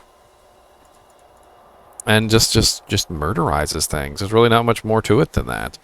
It's definitely a nice ability to have, especially if you're not a Lightning Sorceress. Like, if I was not a Lightning Sorceress, I would probably end up building Thunderstorm because it's just a very nice ability for preventing the monsters from, getting close to you or killing immunities. You can definitely use it to kill monsters that are immune. And 1,521 is not like a massive amount of damage, but it'll be enough to finish off some targets. Especially in combination with a good mercenary. DB Brute said, can Lightning Sorceress solo bail waves, or you need a beefy merc? I mean, you'd probably want to mix with something, because you're probably going to end up with some kind of lightning immunes. If you have an infinity, yes, because most lightning immunes are breakable. Like, the majority of lightning immunes are breakable. That's one of the reasons why people run Lightning Sorceresses with infinities. Just simply because Lightning Sorceresses with infinities are one of the easiest ones to break immunities on. So that's a really nice thing.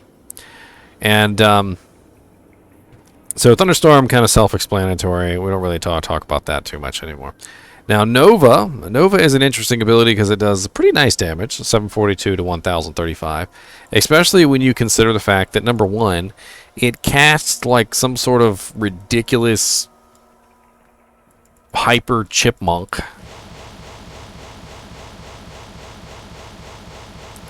Number 2, it's AoE, so it hits every single target around you in a circle. And number 3, it's AoE, and it casts like a hyper chipmunk. So you literally go into a group of monsters, and you're just like, la, you know, and within like 4 or 5 seconds, you've done about 10,000 damage to literally everything within radius. And being able to do like 10,000 damage to everything in radius in about 4 seconds is a pretty big deal. When you consider lightning only does 9,604 to targets in a line. So if you were in, say, the cow level or something like that, and you could somehow do this, one really interesting method would be to teleport in the middle to a whole bunch of cows, and then just start spamming your Nova as fast as humanly possible, murdering everything in that range. Now, of course, if you can't take that kind of damage, you might work the outskirts, but hitting as many targets as humanly possible with Nova is certainly a nice thing. And as you go through lower levels, too, like normal difficulty and nightmare difficulty, you might find that it's just kind of overkill to spam lightning on everything. And instead of spamming lightning on everything, you might fall back to something like Nova, because Nova can still kill everything fairly well, but you know, in a much more lazy manner. You just walk in and you just spam a couple Novas and everything dies.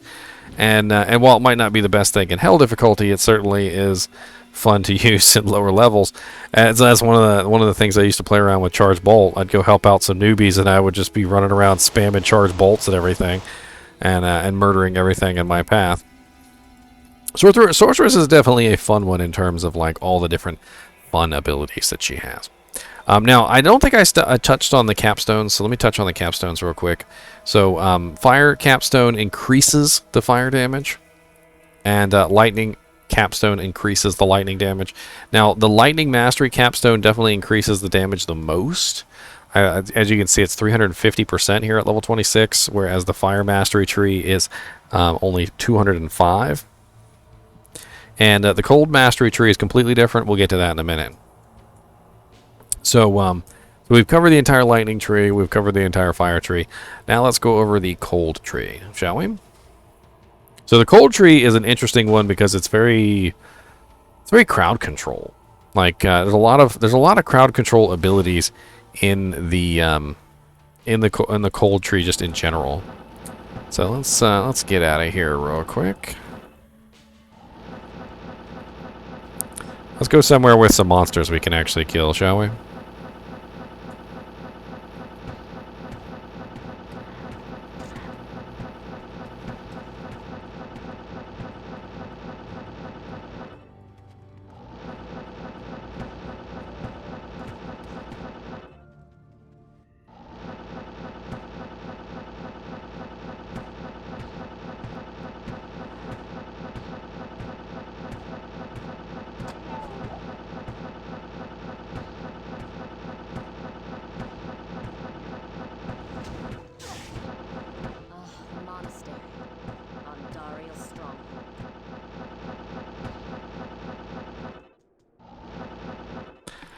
Lots of teleporting. So much teleporting. Alright, so the next thing we're going to take a look at is the cold tree. And the cold tree is really interesting. First off, you start off with this little ice bolt ability. And the ice bolt ability is not the greatest. It really isn't. And my Merc is killing things, and she ain't even got a bow. Like, she ain't even got a bow, and she's murdering things out here. She ain't got armor. She ain't got a bow. She ain't got nothing. Way to go, Merc. I'm proud of you. Your maw would be proud.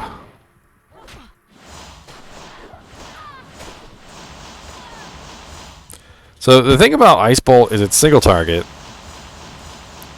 It's also very low damage compared to the other abilities. So if you take a look at Ice Blast is 2,125. So it's literally double the damage of Ice Bolt, and it's not the greatest there. If you actually look at Frozen Orb actually uses Ice Bolts in it. So those little things coming out from the Frozen Orb are actually Ice Bolts. And that's one of the reasons why if you go down here to Frozen Orb and you look at the synergies, it says Ice Bolt. So one of the main reasons why you might build Ice Bolt is just simply because you're trying to get Frozen Orb later on and beef up the damage of Frozen Orb. So each one of these little things coming out of Frozen Orb is one of these little Ice Bolts, which is kind of cool in a way. It's very pretty.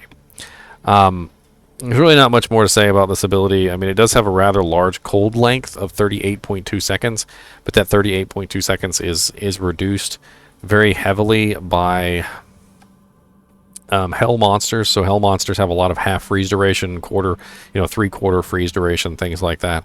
So that 38.2 seconds is not in reality 38.2 seconds in hell. And it's not a freeze, it's just a chill, which is, it's just going to slow the monsters down as opposed to actually kill them. Now, Ice Blast is a much more interesting ability because it freezes the targets, and it does double the damage of Ice Bolt. So very, very nice crowd control ability, especially early on. And as you notice, when you kill somebody with Ice Blast, they always explode into a nice little pile of ice crystals. So you also have the added benefit of the monster not being able to come back. So, in the event you're fighting one of these guys that resurrects all his little corpses, not going to be able to resurrect those corpses because they're gone. They're gone forever. Now, Ice Blast has never been one of my favorites specifically because there is a better skill than Ice Blast. And although the freeze duration of Ice Blast is very, very nice, the main problem with Ice Blast is it's a single target ability. So what ability would I use in place of Ice Blast? Well, the answer to that is Glacial Spike. Glacial Spike has a very similar effect to Ice Blast. It has a freeze duration of 7.6 seconds, near max, and 1,210 damage, which as you can see is half of that of Ice Blast. So Ice Blast definitely has a higher single target, but when you use Glacial Spike, one of the things you'll notice is that it has this radial explosion. So the radial explosion is 2.6 yards, and it does all that 1,210 damage to all the targets within the explosion, and it also freezes all of the targets within the radial explosion, which means that it works amazingly effectively as a crowd control ability. And all of the necromancers in the world have cried their little eyeballs out at ice sorceresses like this because, man, there are no corpses. There are no corpses with ice sorceress. They just love breaking them corpses. I mean, who needs corpses? No, all the corpses gone. No, see, like all the little icy blasts of no corpses. Now let's go take a look at an actual ice sorceress because I'd like to actually show you the ice sorceress and her abilities to freeze things. So I actually do have an ice sorceress just laying around. Her name is Matriarch Ginger GM, and let's go to hell difficulty to really make this a pain in the butt on myself. Because she is not properly geared and she gets her butt kicked. So there's that. Alright, so what does she have? She has exactly the skills I want to show you. Good. Alright, so let's grab our Glacial Spike. Oh, it's already on my left hand. We'll put Blizzard over there. And let's go to Stony Field and let's find a monster that is gonna let me shoot him in the face. Of course, you guys can't take one Glacial Spike. Hold on. This girl actually does more Glacial Spike damage than the cheated one. The cheated one does only 1,210, and she does 2,337 Glacial Spike damage. So she is certainly on the high end of the Glacial Spikes. And of course, these guys are immune to cold, which completely rules them out. Where should we go? There's not a lot of cold immune monsters here. Let's play around with that. Alright, so don't die, please. I want to show off my freezing effect. So as you can see, the freezing effect is an absolutely amazing crowd control ability because the monster literally just stands there. And he's incapable of doing anything while he's standing there. So especially when you have multiple monsters that are all coming at you at one time, you shoot this directly at them in their face, and you can freeze all of them within that radial cone. And then while they're frozen, you can tag it along with some other ability, like you can tag it with Blizzard, you could tag it with Frozen Orb, or you could tag it with Frost Nova, I guess. But Frost Nova doesn't do the most amazing damage. Even maxed out, Frost Nova tends to be kind of subpar damage-wise. Although it is a very nice AoE chill effect. I mean, as far as AoE chill effects go, you don't get much better than being able to chill everything within a certain radius. I've actually used Frost Nova quite a bit on like melee characters. It's absolutely an amazing ability for melee characters. You find any piece of equipment that has % chance to cast Frost Nova, and you just put that on, and then when you're in the middle of combat and you're fighting like 1,800 cows and they beat you and the Frost Nova goes off, it chills everything within a radius, and it really helps you out just in general. But swapping to it and actually casting it on your Sorceress is such a pain in the butt. So Glacial Spike, amazing AoE crowd control, Ice Blast, single target crowd control. The 28.2 seconds on Ice Blast is a bit ridiculous. I'm not even sure I'm going to be able to find a monster that actually can withstand the damage.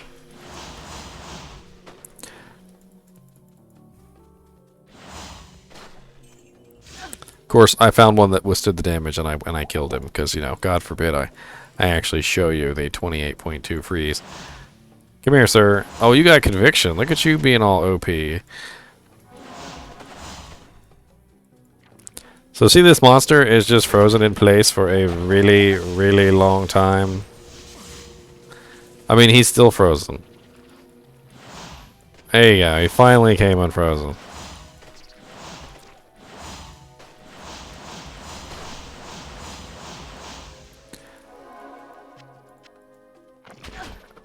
I see you got that little conviction. Don't say I didn't see you. Give me them full juice. So we've talked about Ice Bolt, we've talked about Ice Blast, we talked about Glacial Spike, and Frost Nova. So what's left? We got Blizzard and we've got Frozen Orb. Both of them are AoE area abilities. So Blizzard is an AoE area ability that is stationary.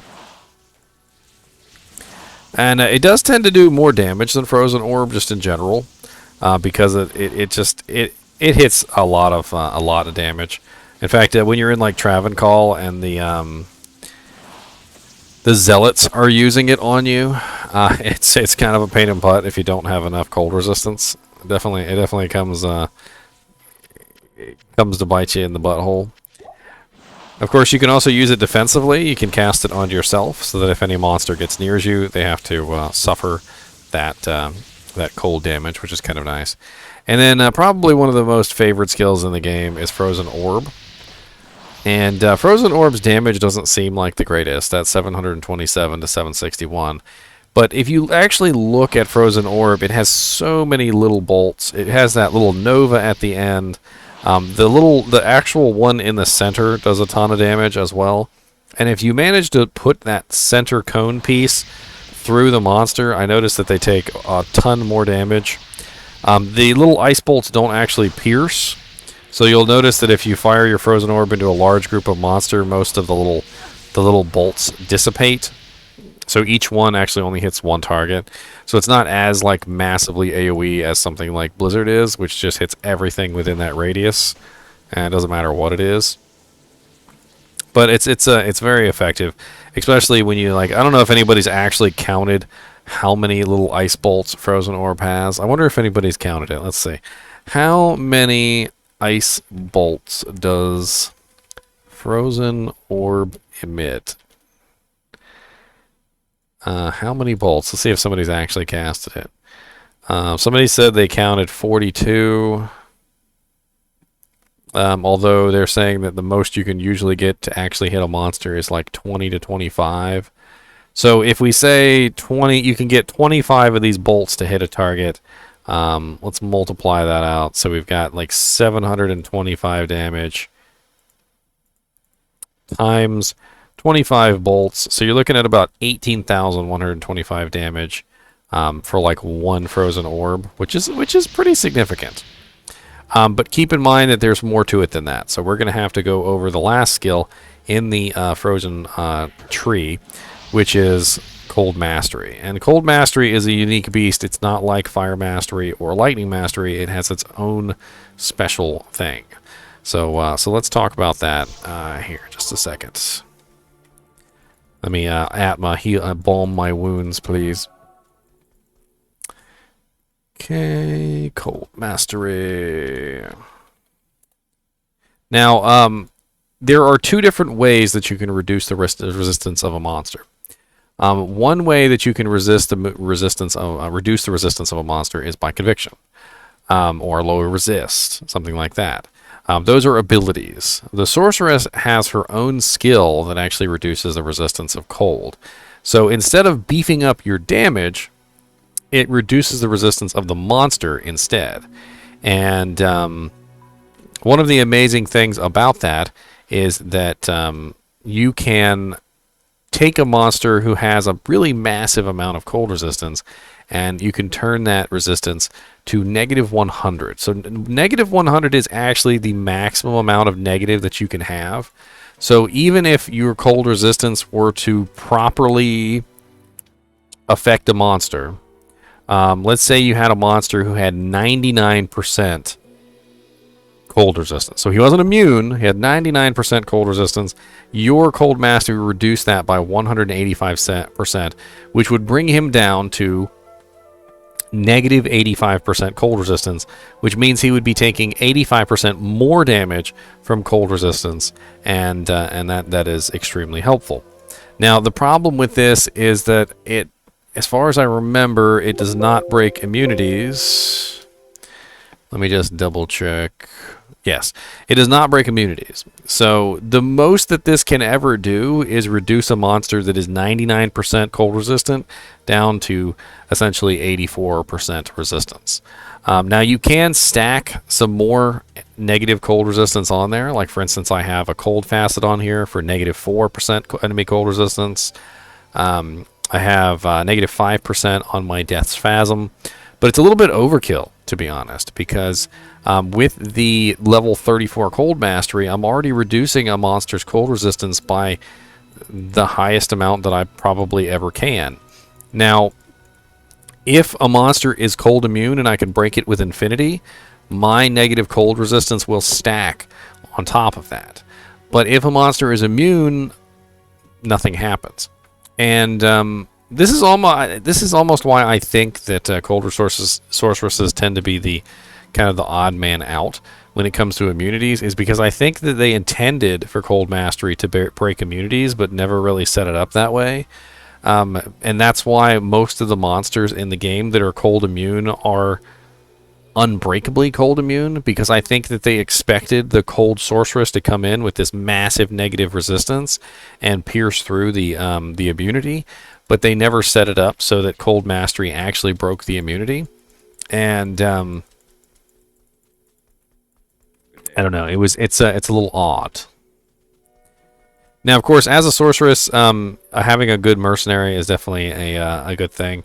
My mercenary is not using anything right now because he's too low level to use his freaking Insight polearm, which I have for him, or the Tomb Reaver Cryptic Axe.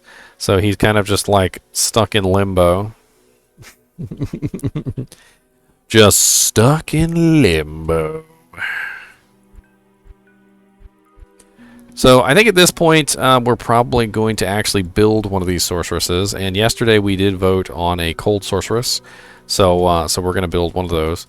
And let's take a quick break real quick. I'm going to go to the bathroom, and you guys can get yourself some more snacks or whatever. I know we've been running what we've been running so far? 2 hours? Yeah. So we'll take a quick break, and then we'll come back, and we'll go ahead and we'll start building a sorceress, and we'll have some fun with that.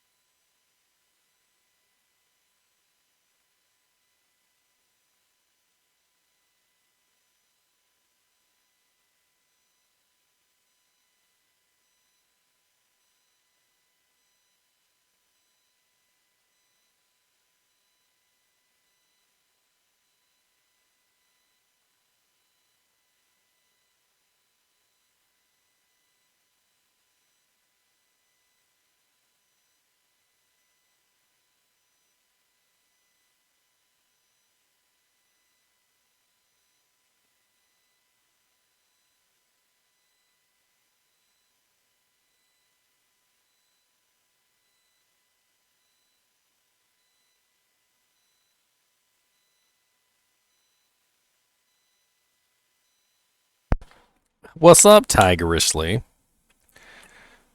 Oh yeah, I forgot to show all you guys this. So before we get into leveling up our sorceress and stuff like that, let us bring up the Daniel, the gingeriest of gamers. So I ordered some of my own product from my store, by the way. You know, shameless plug. And these are my stickers. The shirts haven't gotten here yet, but I am waiting. I'm waiting on the shirts and the hoodies. Deviant Brute ordered himself a hoodie too, so yes. If you guys are interested in taking a look at that, it's ggmentor.com. I have this sticker just came in. That's my "Don't watch me, watch Ginger Gaming instead." That's the evil cat of doom over here. These are pretty cheap. I'm probably gonna put this one on my laptop. And then I got the Chinchilla heart. Him's pretty cool. I like to see him. He says GG, which I really thought was pretty cool. It's a neat idea, you know, since I am GG mentor. And then we've got this one, which is like sort of like the logo, and it's a little translucent there because of the filter effect on my green screen, which it's still pretty cool though. I really like it. I'm probably gonna put that maybe on my computer or something like that, or maybe I'll put it on my car. I wonder if it'll go to my car. It'll probably fade away eventually, but I could be the Ginger Gaming mentor on my car. When the shirts actually do get here, I'll probably be wearing them on stream and stuff just for laughs. Woogie even wanted one of the evil cat shirts, so I got Woogie an evil cat shirt, and she really liked that design. That was my girlfriend's idea, by the way. It was her idea for that design, the evil cat. Oh, because I love JR so much. That's right. Because the evil stares straight into my soul. Not right this second. My stomach hurts. My girlfriend made some delicious food. I'm gonna have to hold off for a little while.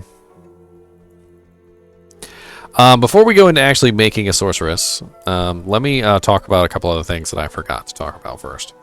So, when you first bring up your sorceress, all right? Were you leaving already, Tigersley? When you first bring up your sorceress and you first play your sorceress, you think very linearly. I can't even pronounce the word.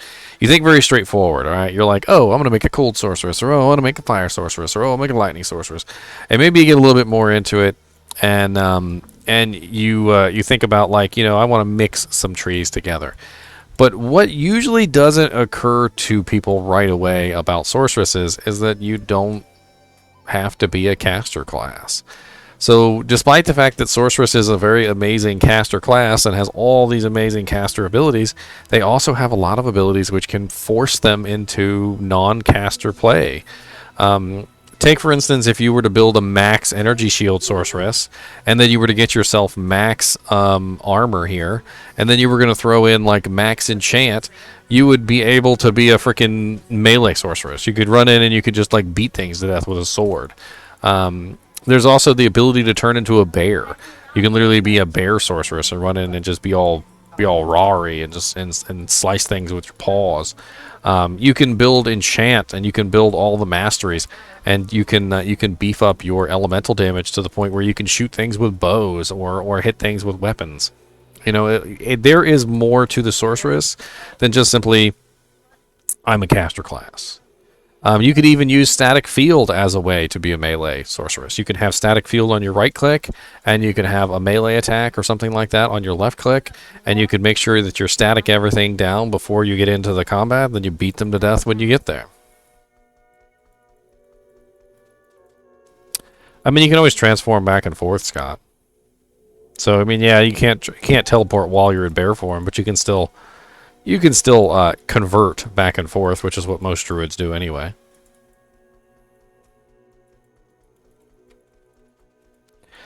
Alright, so I'm going to build a ice sorceress, very similar to the one I have right here.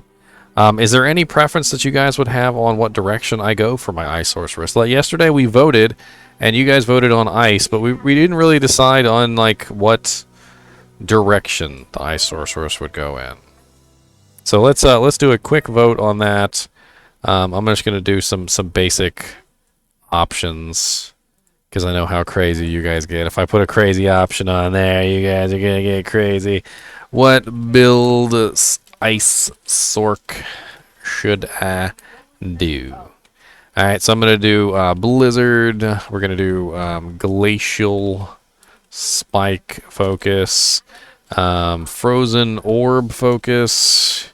I'll even throw Ice Blast in there. Ice Blast focus. Ice Blast is very good single target damage, so I'm not gonna keep that one out. And then Frost Nova. I really wish I could build a Frost Nova Sorceress, but it just doesn't do enough damage. Even capped out, it's just not. There's just not enough damage to it, and it doesn't have enough oomph, and it costs way too much mana.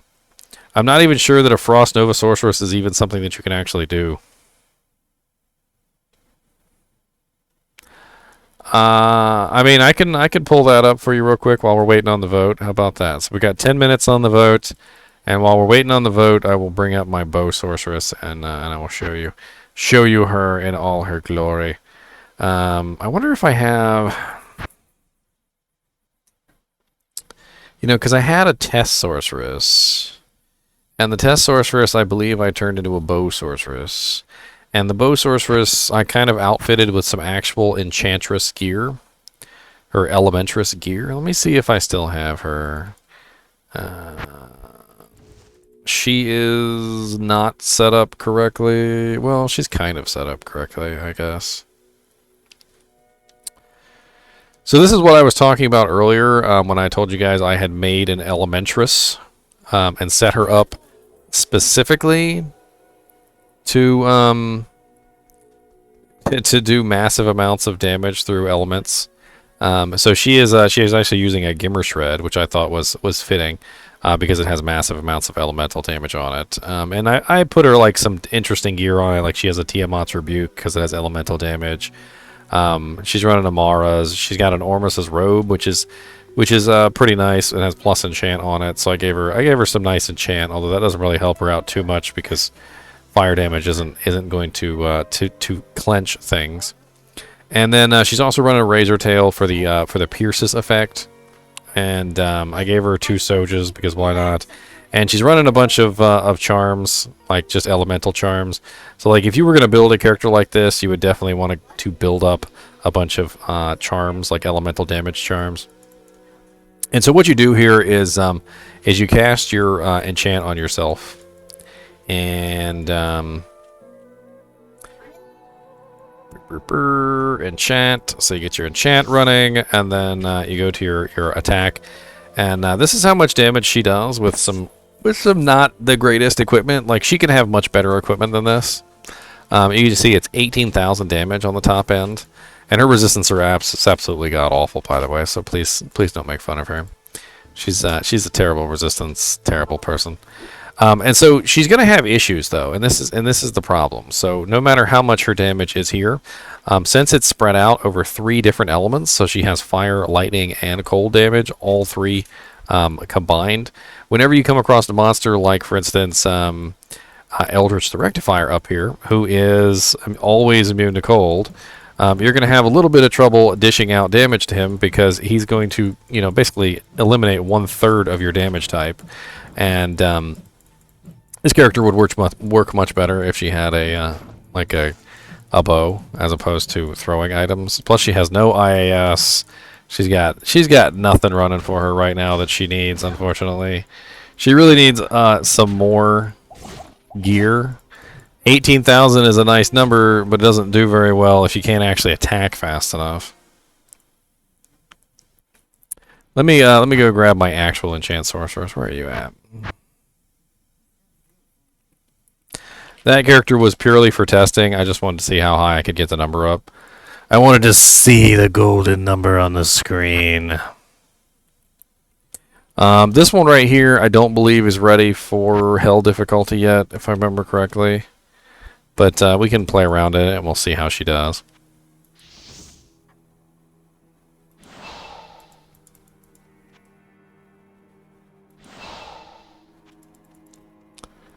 Alright, So let's go to, I don't know.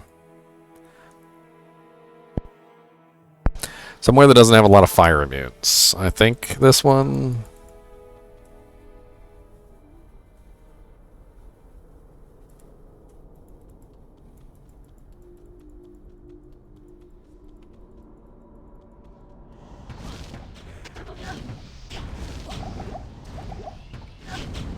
Woo! With your little fireballs.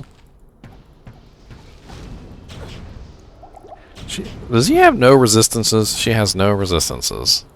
I'm like, why is she taking so much damage? She's got absolutely no resistances whatsoever. Immune to fire, you evil.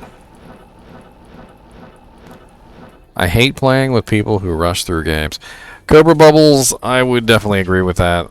Like I've gotten to the point now where I like to play at my own pace, and I find very often that that I don't like when people are constantly like rushing ahead all the time.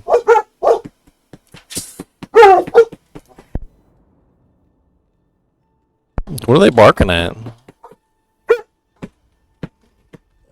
Come on, Loudo. Poopy dog. Yes, that's the poopy dog.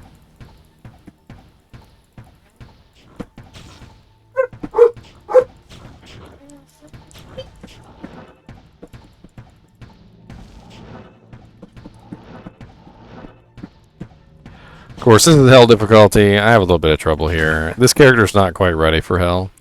Let me take her to Nightmare, like Act 5. Let's play around in Nightmare Act 5.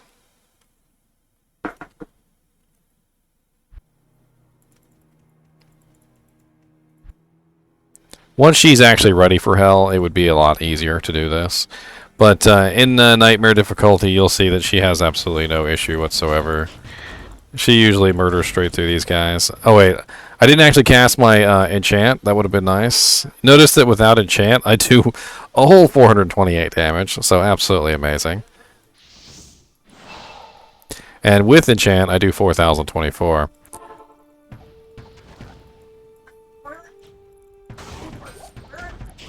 Freaking angelic right off the bat there.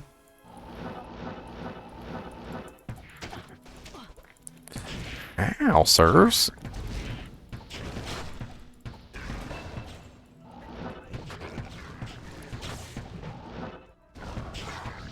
And as you can see, I usually keep teleport on the right click, kind of like as a tactical advantage while I'm playing. You just sort of use it to kind of put yourself around the battlefield, and that way you don't have to worry about necessarily kiting so much, as you can just sort of pull yourself out of danger at a moment's notice. Of course, if the monsters can fly, it's a little bit more difficult to pull yourself out of battle. But had those been actual melee characters, I think I literally don't even see these hawks here that often, and I swear they're here just to prove me wrong. They're like, oh, Daniel's doing a video. Let's give him the ones that can fly over all terrain, so that he looks silly. End game gear for this build is going to be like a completely max upgraded demon machine, or maybe a faith bow, or something that's going to get you faster and faster attacks. Anything that's going to help you apply your damage in more than a way that's just single target. So you definitely want to make sure that you've got something that's going to help you multiply that damage out. Razor Tail, for instance, or if you have a bow like this that has piercing attack on it, piercing attack allows your attack to go through and to other targets. As Leon said, having knockback is definitely nice, and some form of slows target also is helpful. Ormus's robes, like a really nice pair of Ormus's robes with plus fire, lightning, and cold damage, is actually very effective, because Ormus's robes is going to give you that massive skill bonus, like elemental damage bonus. And then eventually, as you level up, you're going to put points into lightning mastery and cold mastery too, because you're going to be working charms. So you're gonna have as many like lightning damage, cold damage charms as you can. I would probably avoid fire damage charms unless you just happen to have a really nice fire damage one around, because you're already getting a massive amount of fire damage from your enchant. So you don't need to worry about enchant. Also, once you have built warmth to max and enchant to max, you can also go into and build your, your fire mastery, your lightning mastery, and your cold mastery. And then once you've built those things, you've got 20, 40, 60, 80, and then 100. You have a little bit of points left over, and you can put them somewhere. You could throw those into maybe energy shield. You could build yourself a little bit of an energy shield. Since you're not actually using your mana, most of the time you're just simply casting the odd teleport now and then, and you refresh your enchant. But for the most part, the only thing you're using your mana for is your teleport. So having energy shield as a bow sorceress is definitely going to be helpful. It's something that I had intended to do on this sorceress, but she never got finished. 2,098 stones of rings of Jordan sold to the market merchant. What game were you in, Onyx? Give me the game name. Let's kill Uber Diablo real quick. That'll be fun. Uber Boober Diablo. Uber Boober. Uber Boober Poober. Oh, just a random thought. See, I thought you were being serious, sir. So Frozen Orb Sorceress. Wow, you guys are asking a whole lot. Alright, so instead of wasting you guys' time, let's go ahead and create a sorceress. So hold on, let's back out of here. And exit. Burn him at the stake. Why are we burning? Yeah, we gotta burn him at the stake. Onyx, I'm afraid it's your turn to die. Just is.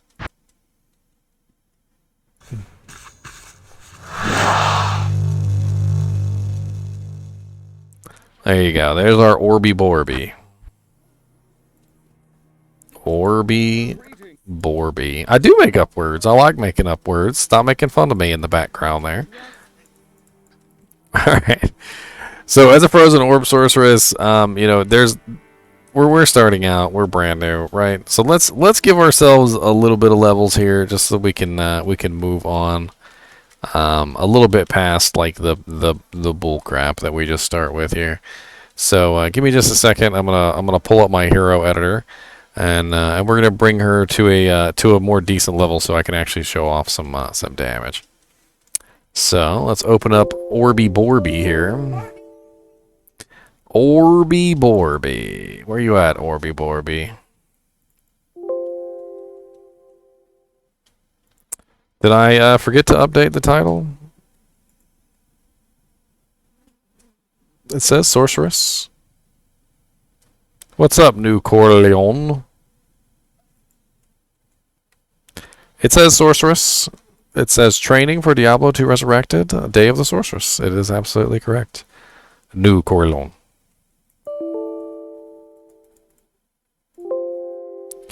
Oh my god, all these little, like, janks in the background. What's up, Solid More? Good to see you, man. Alright, so let's go ahead and we're going to make her level... I said training for Diablo 2 Resurrected. I didn't say Diablo 2 Resurrected.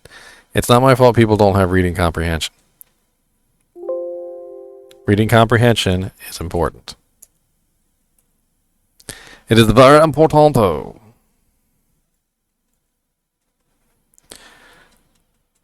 So like 30, so 64, 40, 70.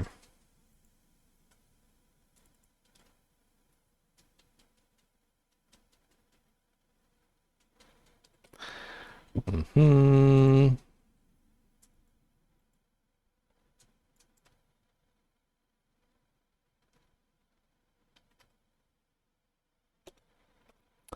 All right.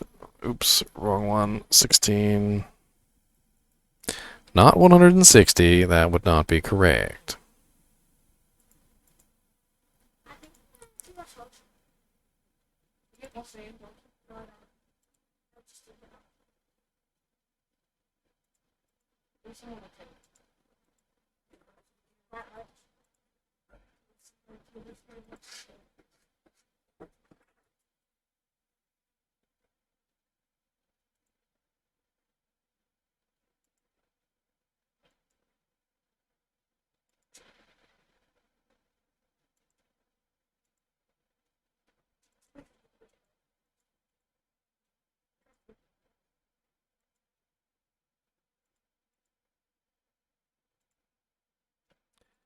Alright, save. And she's not gonna have any equipment, she can just be a naked baby.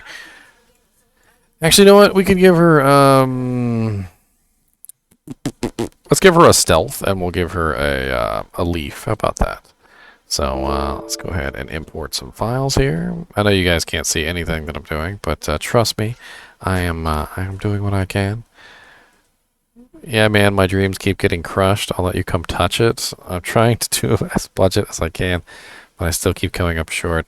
I mean, if you want to join the Discord and we can chat about it solid more, I can try and help you pick out parts. I'm pretty good at that kind of stuff. If you're interested.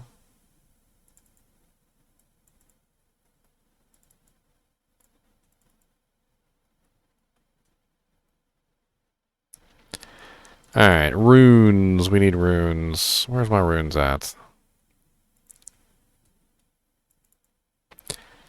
We need some runes for Orby Borby. Let's give her a Tal and an F. Because she is going to be level 15, and we've gotten ourselves a stealth by now, so this is important. And we also need a Ral and a Tear, because we're going to try and make her a leaf. Why not? So where's my Ral? And then it's Ral Tear, right? So, am I remembering incorrectly? Alright, save. We'll give her a little bit of gold too, since she is you know, she's doing something. Like, she made some money. She's got 80,000 gold. How about that? She did pretty good for herself in Act 1. She's not bad. Alright, let's pull up our little Orby Borby. Come, Orby Borby, let us go to Act 2 where we belong. Oh, great, I can't even go to Act 2. I forgot to give myself the Act 2 waypoint. Absolutely excellent of myself. Wareve! Oh, okay, well, be rude, then. Well, Orby Borby will just have to go kill Andariel. I think that's what's gonna happen with Orby Borby. Orby Borby, let's buy ourselves some gear. Hi there. You guys like Orby Borby's name, don't lie. It's the most impressive name that you guys have ever witnessed in all your many years. Because who doesn't like Orby Borby? Alright, so we're going to give her some strength. She needs at least enough to be able to wear some equipment.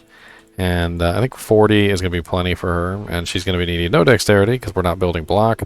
And everything else is going into vitality. We're not going to put any points into energy. Because we get enough energy as we level up, we'll be fine. And let's go ahead and grab some gear. Ooh, 3% chance to cast Frost Nova. I'll take that. Give her some studded leather armor. Pop her on a shield just for some defense. Why did that go to that side? That's absolutely awful. And actually, you know what? She doesn't need a shield. What am I doing? She does need a belt, though. Belts are important. And where are your boots? You don't have a selection of Nikes, Charcy? Where are your Nikes? If you do not have Nikes, Charcy, I don't want to shop at your shop. Gahid, do you have any Nikes? You do. See, you know, and that's what this is all about. Oh, he's got faster hit recovery belt. So that on there. Let's go see what magical staves our friend Akara has. So one of the most interesting things about paladins, necromancers, and sorceresses is you can go in here and you can shop for things. So we've got an ice blast, we've got fireball, we've got +2 to ice blast, we've got screaming sheep, a screaming sheep. My girlfriend even heard that one. It came in through my headphones, and she still heard it. She was like, "What the hell was that?" Just like, was that a, what was that? Alright, so let's do a +2 Ice Bolt staff. Or is it Ice Bolt or Ice Blast? That's Blast. Alright, so that's going to give us our Blast, and we're going to put in our points real quick. So, early on, what's up, Sakage? We're going to go ahead and we're going to put 1 point into Warmth. It's very important. Definitely, always, probably, maybe, put 1 point into Warmth. It's very important. And if I had some water, I would totally redeem that Hydrate. Wait, hold on, what's this down here? Here's the old water from like 6 years ago. I'm sure it's good. It's not full of bacteria or deadly microorganisms or anything. I'm sure it's still crystal clear. It's perfectly crystal clear. Mmm, delicious.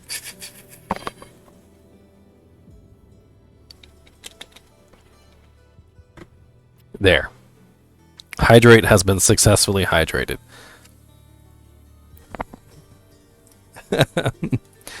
Alright, so the next thing we're going to do is we're going to build up our abilities. The first thing you want to do is you want to go ahead and grab Frozen Armor. I did hydrate my shirt. Most of it fell out of my mouth. That's right, immune system practice. So go ahead and put 1 point into Frozen Armor. It's going to help you out. Trust me, get your little Frozen Armor. It only lasts for 120 seconds, so you're going to have to recast it every now and then, so you can have to be vigilant about that. You're going to need to put 1 point into Frost Nova to actually get down to Frozen Orb, so you might as well go ahead and get that out of the way. And then, if you notice, the main ability that Frozen Orb builds off of is Ice Bolt. So you're going to want to build up Ice Bolt. Now, Ice Bolt is not the most amazing ability in the world, but at least if you build up Ice Bolt, it's level 20. As you get toward, you know, your Frozen Orb, you're actually going to be able to do damage. So early on, it's only 3 mana cost. It's not bad, and we have 23 to 32 damage, which is more than enough to kill things.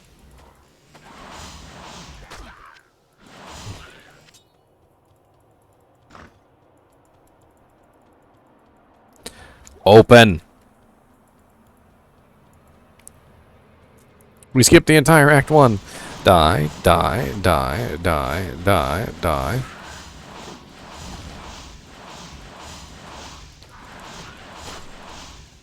So, because Ice Bolt does beef up Ice Blast, we might be able to use that instead. Sort of. Sort of. It does have twice the mana cost, but it's also pretty good damage. We're going to have to put 1 point into it anyway to eventually get to Frozen Orb, so we'll play around with that in a bit. And I really wish I had bought myself some tomes and some potions. So let's go grab those real quick while we're at it. Greetings.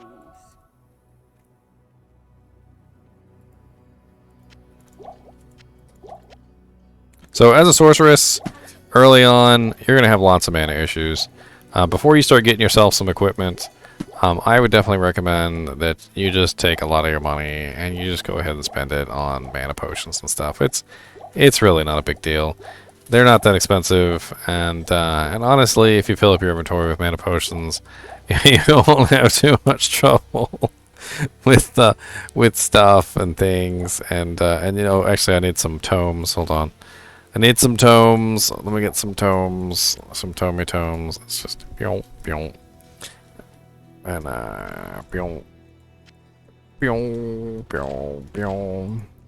and let's go. We're ready. We are ready. We are determined. We got this.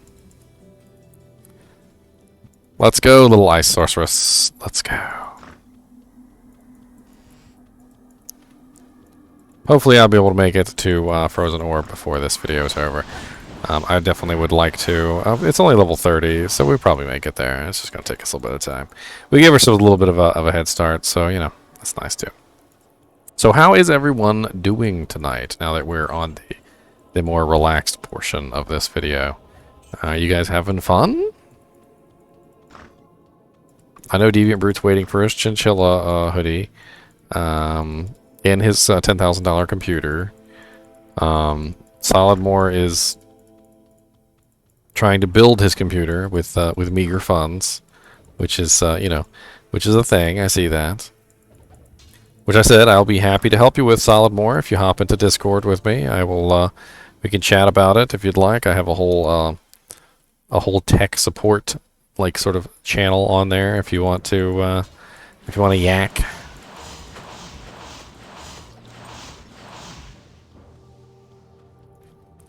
Don't let him drool on your PC, Deviant Brute. You know, that's how you lost your last one, was water damage. Last thing you want to do is perform more water damage.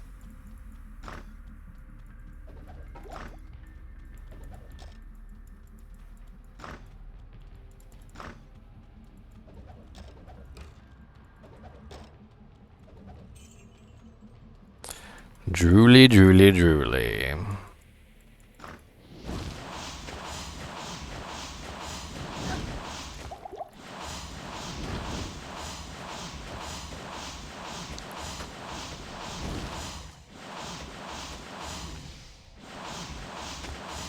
Not enough mana. So notice that no matter what, I'm going to have mana issues. It's just a thing.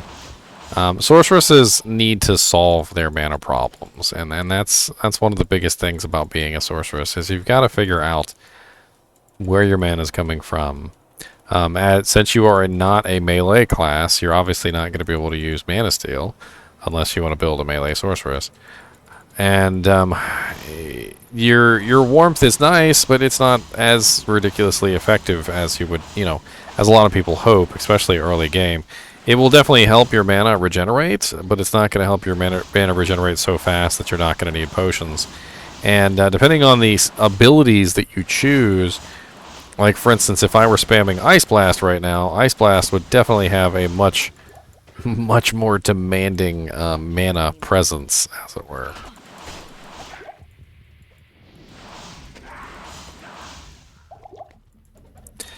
Which almost makes some of these lower level abilities actually better, just simply because they're very effective from a standpoint of mana consumption. I've got a leaf staff ready to make, Deviant Brute, but it's since I'm only level 15, I can't actually use it yet. So we're gonna hunt for a leaf staff a little bit later, and once we get ourselves a nice staff, we'll go ahead and we'll grab that. But that's exactly what I mean, is you need to solve your mana problems somehow. And a +9 to Warmth Staff is definitely a way that will help that. I believe it's... I can't carry anymore. It's the Ral Rune, whatever the Ral Rune is. That's the limiter there.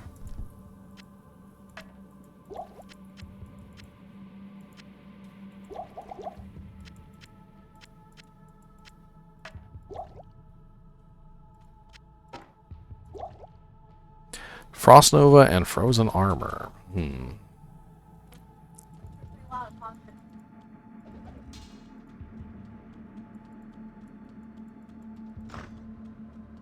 Sometimes I feel like David Attenborough.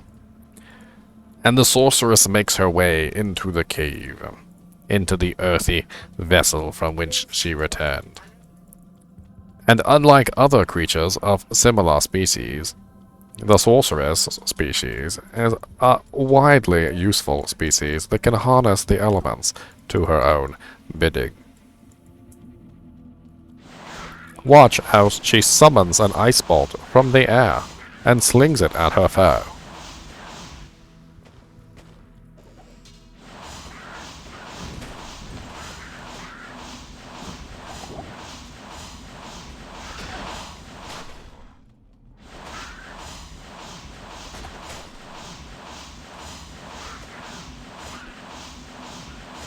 They voted Ice Sork, Noir. Frozen Orb Ice Sork at that.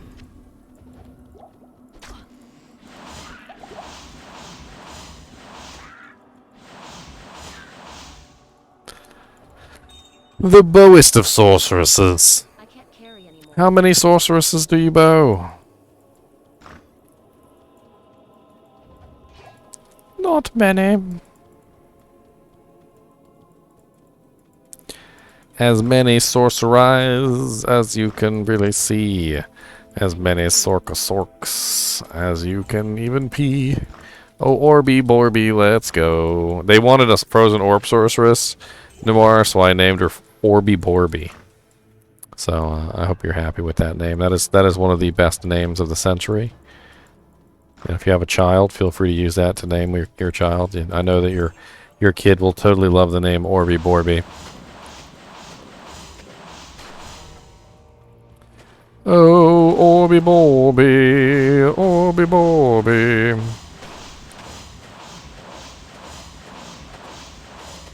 I need mana.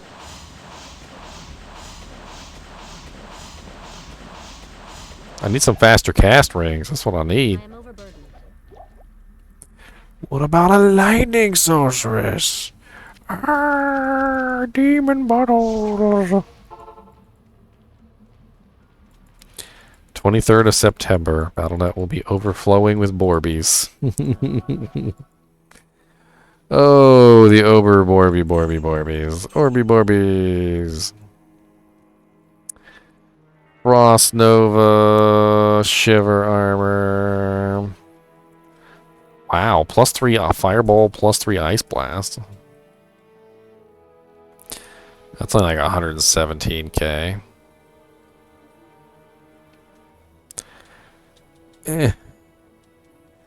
Why you don't have nothing good? Akara, I'm gonna need you update your stock. Borby is love, Borby is life. First thing I'll build next to my party pala is an Orby Borby.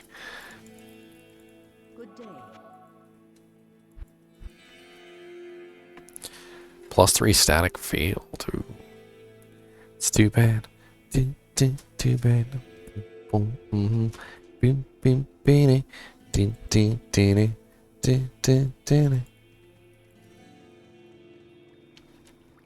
Unless Trapsin is too much fun. I think I find Trapsin to be a little boring, to be honest. After a while, after you really get the hang of it and you build it correctly, you kind of just cast your traps and laugh. Especially if you have a good merc. It's a little boring.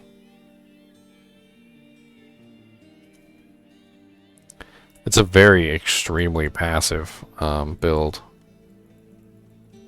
Just the most pacifist.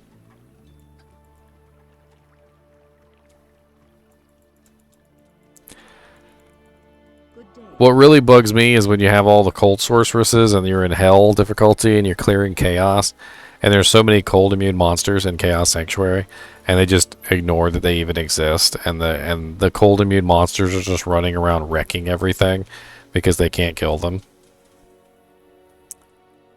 And you're just like, I guess it's my job to kill every single cold immune monster that ever existed in cold immune monster land. What's up, Beard? I was actually considering that, Beard. I had like a whole video planned out for vendors, but vendors are like really complicated. And it's not that I don't want to do it. I actually do still want to do the idea, but man, they're so complicated and for no reason. Wow, +3 to Frost Nova and +2 to Nova.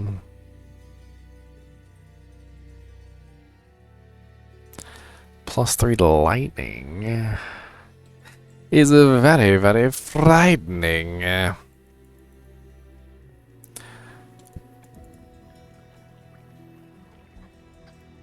What's up, J Banana? The order welcomes you. J Banana.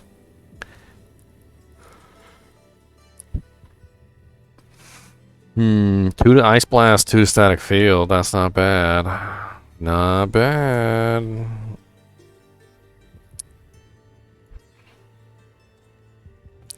It's not the best, though. We're going to hold on. Let's see if I can find a Warmth Staff.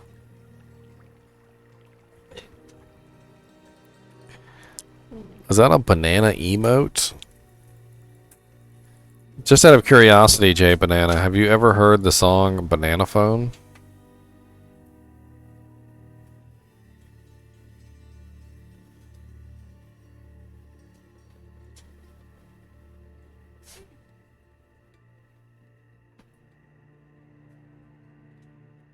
Oh god, I've got to link it to you now. This is important. This is the pivotal. This is the pivotal moment. I mean, you don't have to listen to it, Sakage. You don't. His name is Banana. Okay, we need to introduce him to the Banana Phone song. This is important. I feel like I'm not ready. Yeah, you're probably not ready for it, actually. You are probably not, actually. There you go. Have fun with the Banana Phone song. I'm pretty sure that's it.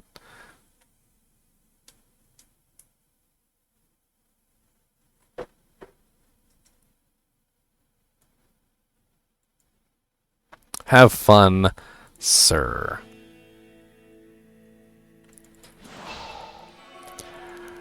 Alright, let's get our little staff. This is an important part of building your sorceress. Alright, you get yourself a nice little staff. Little staff, it'll carry you all the way to frickin' nightmare difficulty if you're lucky. Man, where's my little... Akari, you are holding back on me. You are holding back on me. Why are you holding back?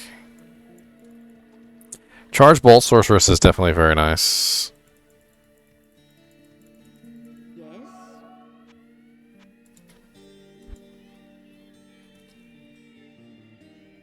I actually always really enjoyed playing Charge Bolt Sorceresses. They're quite fun. Quite fun indeed. Who doesn't like a good Charge Bolt Sorceress? I hope you guys are having fun listening to Banana Phone. I actually was in a clan one time that was based off the Banana Phone song. That was a whole thing. Don't ask me why. I really don't know. I didn't make the clan. I just joined the clan. Connor McLeod of the Clan McLeod. Dang, 3 to Frost Nova, 3 to Warmth, but no sockets. The sadness.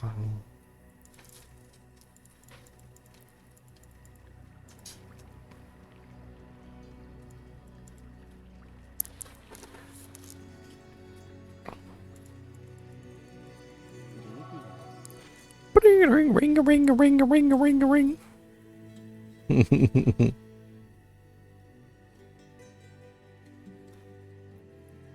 It's a terrible song. I don't know why I've cursed you, Jay Banana. I cursed you with that. I hope you guys are happy. The curse. The curse of the Banana Phone song. I was actually introduced to Banana Phone, by the way, on a completely different video. I can't remember the video, but it was a video of as a guy, and he was just living his everyday ordinary life, and he started hearing the Banana Phone song, and slowly he started to go insane, and he kept asking other people if they could hear it, and nobody else could hear the Banana Phone song. So it was just like this constant, never-ending that one will do, that one will do, you know, like madness. And finally he like killed himself to stop the Banana Phone song because it had been going on for so many years. And his friend, who always thought he was crazy, literally the moment that he died, the Banana Phone song had transferred to his friend, and he started hearing the Banana Phone song, and so it all started over again. And it was absolutely terrible, to be honest. All right, so tier Ral, and we can't use that until level 19. But that's okay, because we've got +3 Ice Bolt on there, which is exactly what I need. Since we were making Ice Bolt our focus here, because we're going after Frozen Frost Nova, or Frozen Orb. Frozen Orb, that's what I meant.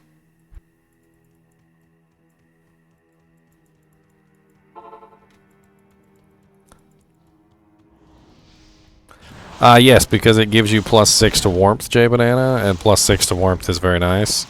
So you're talking about a staff that's going to give you +6 to Warmth, and it's going to give me +3 to Ice Bolt, so it's going to help me with a lot of my mana issues. Granted, there are going to be some better things that I can run later on, but for early game, you're not going to find much better than +6 to Warmth, +3 to Ice Bolt. You know, if you're building this particular build. Even if you're Lightning, you can do +3 Charge Bolt, +6 Warmth, things like that.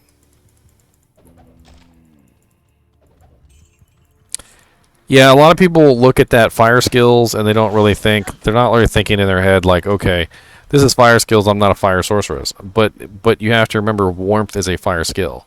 So 3 points into warmth. So you have 1 point into warmth. You get your leaf staff. Your leaf staff gives you +3, so you're at 4. And then the leaf staff also gives you +3 to warmth, which gives you another 3. So you're looking at 7.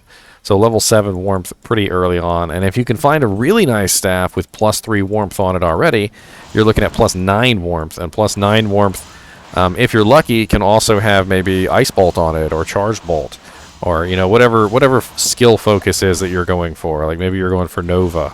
You know, +3 Nova, +3 warmth would be absolutely ideal, or something like that. It's all about what you're building. So you just customize the leaf staff to what you're specifically building, and it'll help you out a ton. I have to be level 19 before I can get to that, though, so we're gonna have to spend some time on this. And die, all of you. Yes, you die, you die, you die, you die.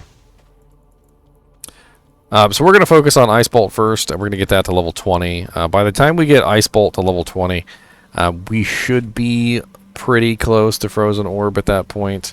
And then we're going to start focusing on some other things too. Like, we're not just going to build just Frozen Orb. We might build something else as well. We'll figure that out as we go along. And Dariel, where are you, ma'am?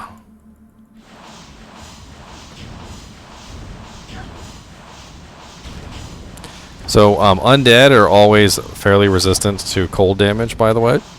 And these are champion undead, so you're going to have a little bit of a problem with them, even in normal difficulty.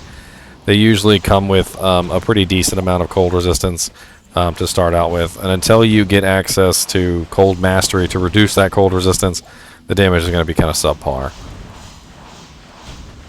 I thought it looked alright. Not enough mana.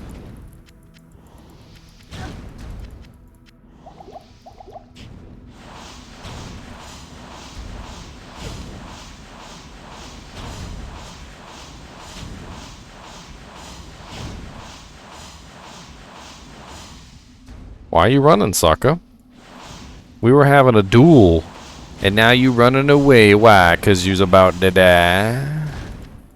Why you all up on my butt chalks? Why you all up on my butt chalks? Really just quite rude. You want to see someone's Back right off of my butt chalks. Alright, I still haven't found any faster cast items, but that's okay. 6 poison damage over 3 seconds. That's absolutely useless to me. If I was actually playing a real game, I would hold on to that for another character, but I am not. So we're just building a sorceress. We're just building a sorceress. There it is. Catacombs level 4. Let's go punk Andariel and move on with our lives. Open the caskets. Ow, sir. I will spam my ice bolts at the door. And your head will really hit the floor. Don't come near me or I will shoot you in the face with ice. And it really hurts 'cause I am not nice.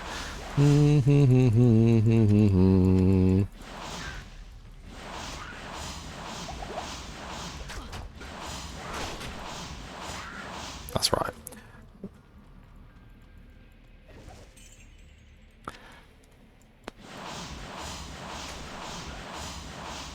You have to click it. What about clicking? We don't like clicking now.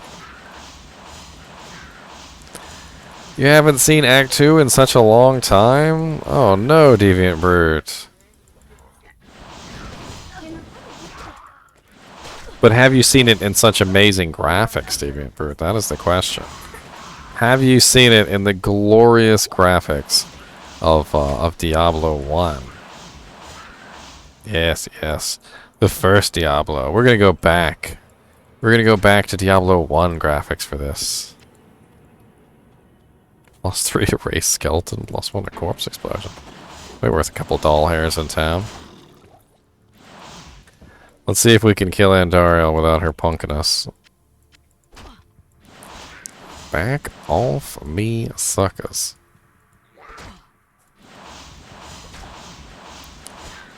You played all the Diablos with your dad? He's not here to see Diablo 2 Resurrected? Well, man, that's really sad. My dad never played any of the Diablo games with me, but I did play them with my my brother.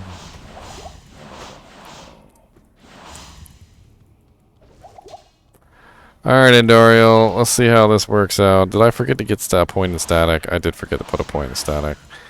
Well, I guess we're gonna have to kill her one of those old-fashioned ways.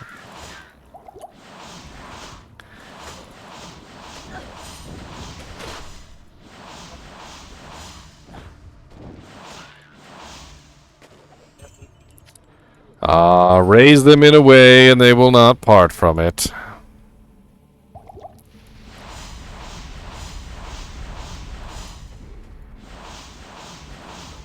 I am overburdened. Thankfully, as a cold sorceress, she could do a pretty good job kiting. That nice chill damage is very effective to keep the distance from melee characters. Like Andoriel, she does have some ranged abilities, obviously, but she is, I think, primarily sort of a melee monster. Even her ranged attacks are sort of melee-ish. So you kind of just, you know, keep applying your chill, make sure she's blue, you know, not red. If she's red, you're dead. If she's blue, you're cool. So, you know, and you just keep kiting her to death. It's really not a big deal. If you do more damage, or if you had static, I would recommend throwing a couple statics up, you know, get her HP down beforehand. Of course, watch out about running out of mana, because if you run out of mana, you know, things won't go so well. She will obviously catch up to you at that point and start poisoning you to death. You don't have to hit her like a super large number of times. Just once or twice. Stop, run, blah, blah, blah.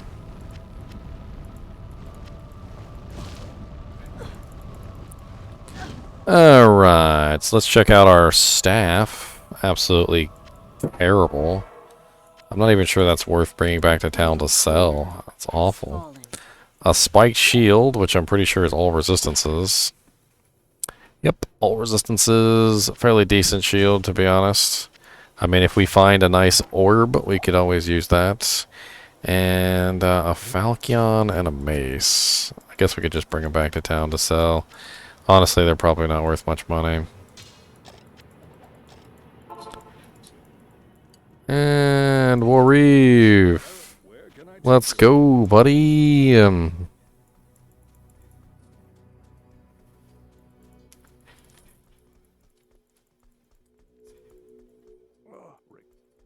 Regrettably, It is an honor to serve you. I want you to take this, and I want you to take this, and I want you to take this. 11% damage taken goes to mana. I like that.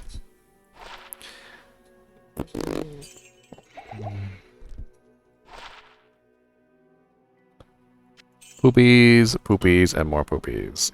Poopy poopies. Poopy poops. Alright, we're still not high enough level, but we are in Act 2 now. Let's move on with our lives. Let's start killing some stuff. We will be alright. Let's, we got a bunch of jemmies. Let's see some jemmies. I was thinking we could throw this in armor. Wouldn't be absolutely a terrible idea. 11% damage taken goes to mana. If we get beat up a little bit, it might actually help us. I can't equip anything because I don't have enough strength. Well, I could buy myself some better boots. Nope, nope, nope. Keeping my boots. Nope, nope. Half freeze duration. Yes, please. Half freeze duration is nice. I like half freeze duration. It's very nice. They got a faster hit recovery belt. They do not. They got a +4 strength belt. Glad we both had bad gamer parents, though. My mom played Kid Chameleon with me on Sega, and now it's on PlayStation, so we play that once or twice a month. Heh.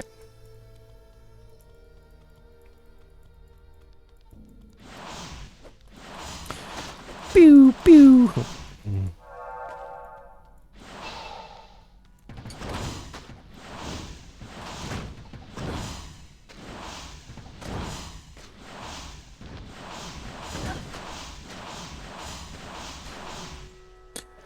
Alright. Super dead and super dead.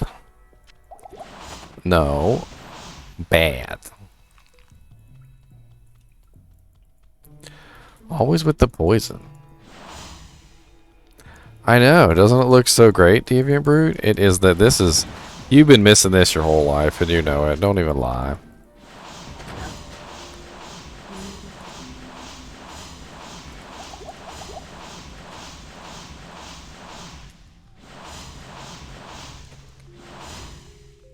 Oh god. All them fire arrows coming in. Yo, you guys are little spammy spams. Stop spamming your little fire arrows at my butthole. Oh, Lord. The hidden ninja burning dead archers. That's what I get for only buying mana potions. I was like, I don't need health potions. Who needs health potions? Those are for the weak, inferior. Sorceress says, no, I have plenty of health. No, why would I need health potions? That is just absolutely silly, sir. Who needs those? Not me.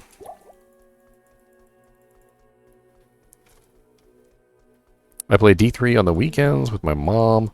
I'm hoping she'll buy Diablo 2 Resurrected and the legend will continue. Onyx, Onyx, Onyx. Why are you so aggressive and so rude? You guys know I have to get through this act to get to the next one. It's important.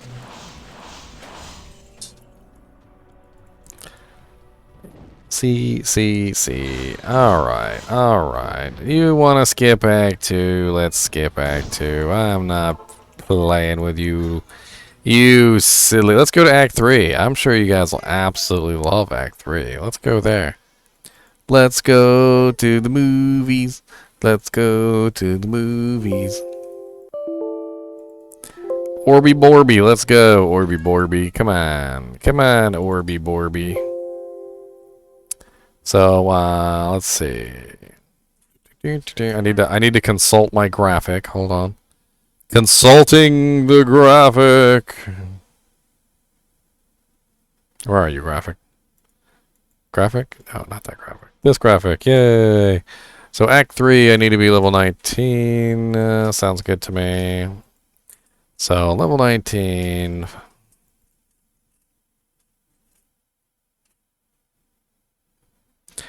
4.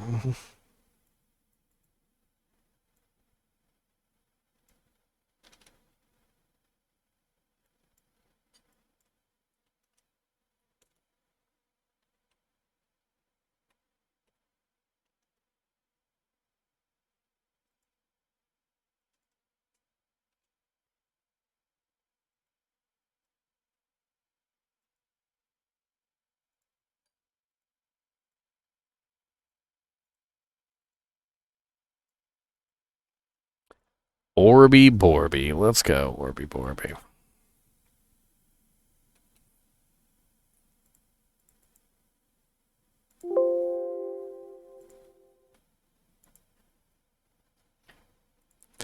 Teleport through Act 3? Why would I want to teleport through Act 3? No. You guys are complaining about Act 2, so we're gonna enjoy Act 3. We're gonna really rub it in. We're gonna rub in that Act 3. Like balm in the wounds. Like balm in the wounds. I forgot to actually give myself the Act 3 quest. Balm in the wounds.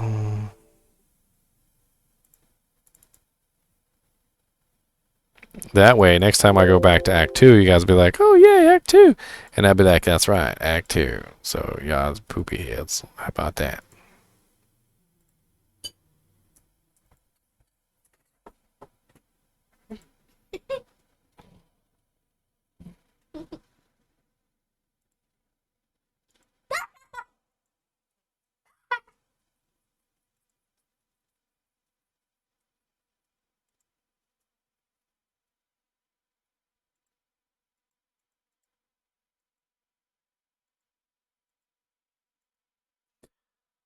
Bow, bow, bow, bow, bow, bow, bow.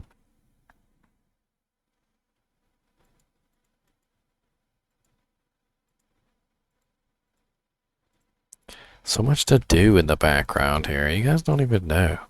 Gotta click all these buttons and do all this stuff, make all this happen. And Orby Borby finally has access to the correct axe. Please state your business.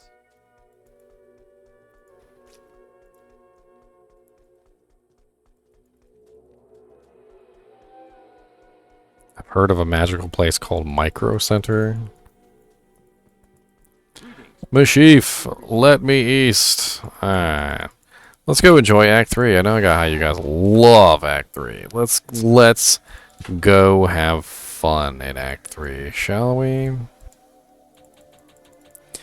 I know you guys absolutely just adore Act 3, and it's one of your most favorite places to go. Just the most wonderful place.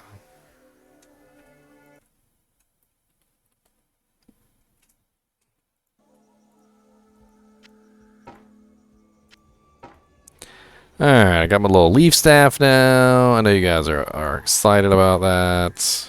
Let me get a couple more points in the strength deeds so I can actually equip some armor. A couple more points in the fatalitas. Let me go grab myself a stealth plate. See if Mr. Heralty over here has one. Otherwise, I'm going back to Act 2. God, I hate how you're never where you're supposed to be, Heralty. You are never where you're supposed to be. Ever. Poopy head. Why are you over here by the boats? Big poo-poo doo-doo head.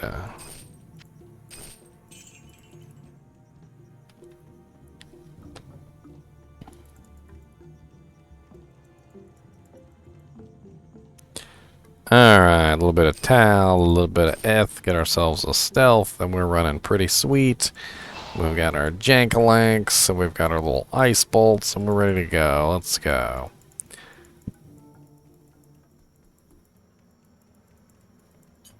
Level 19.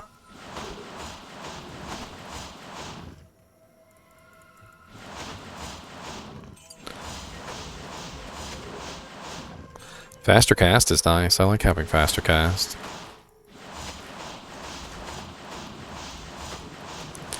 Insert sheep scream here. Do it again so you can scare my girlfriend. Here, I'll turn the volume all the way up so you can really blast my ears. But you know what? Here, I'll take the headset off. That way it's like really super loud.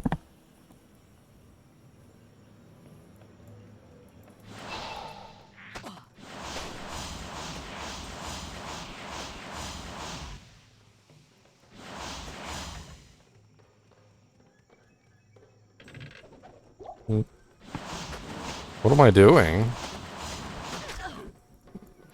They're getting suspicious. Hurry.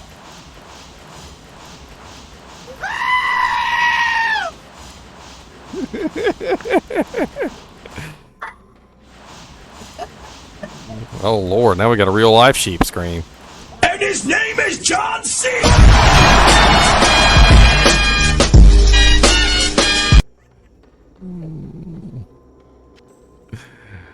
She said, what in the John Cena? They're like, what are you doing? And then all of a sudden the sheep scream happened and their eyes went real wide and they're like, oh my god. They have to pay for that? Channel points. They're for oh, summoning skills, druid, exactly what I always wanted. I'm putting it on. It's so pretty. You guys just don't know. It's the prettiest. You guys are jealous of my amulet. You guys are just jealous, and that's all it is. You guys are just jealous of my summoning skills. You guys are just super jealous. Yes, uh-huh.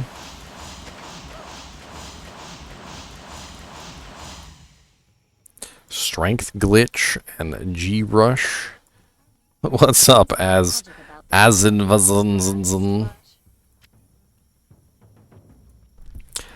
I will go with Deviant Brute's answer on this. I will just accept it.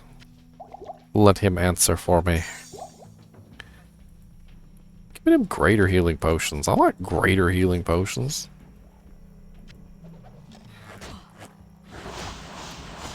Hey. You guys stop being rude about everything. Calm it down. Calm your booties. Calm your booty holes.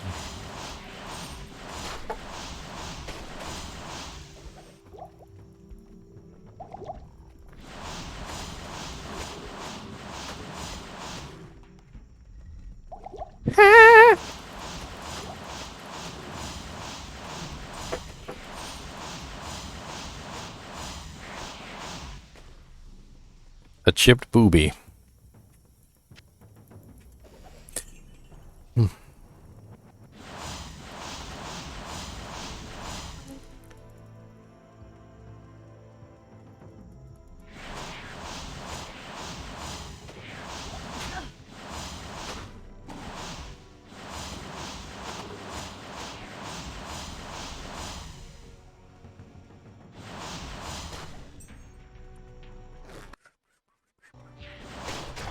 Yo, look, little buttholes.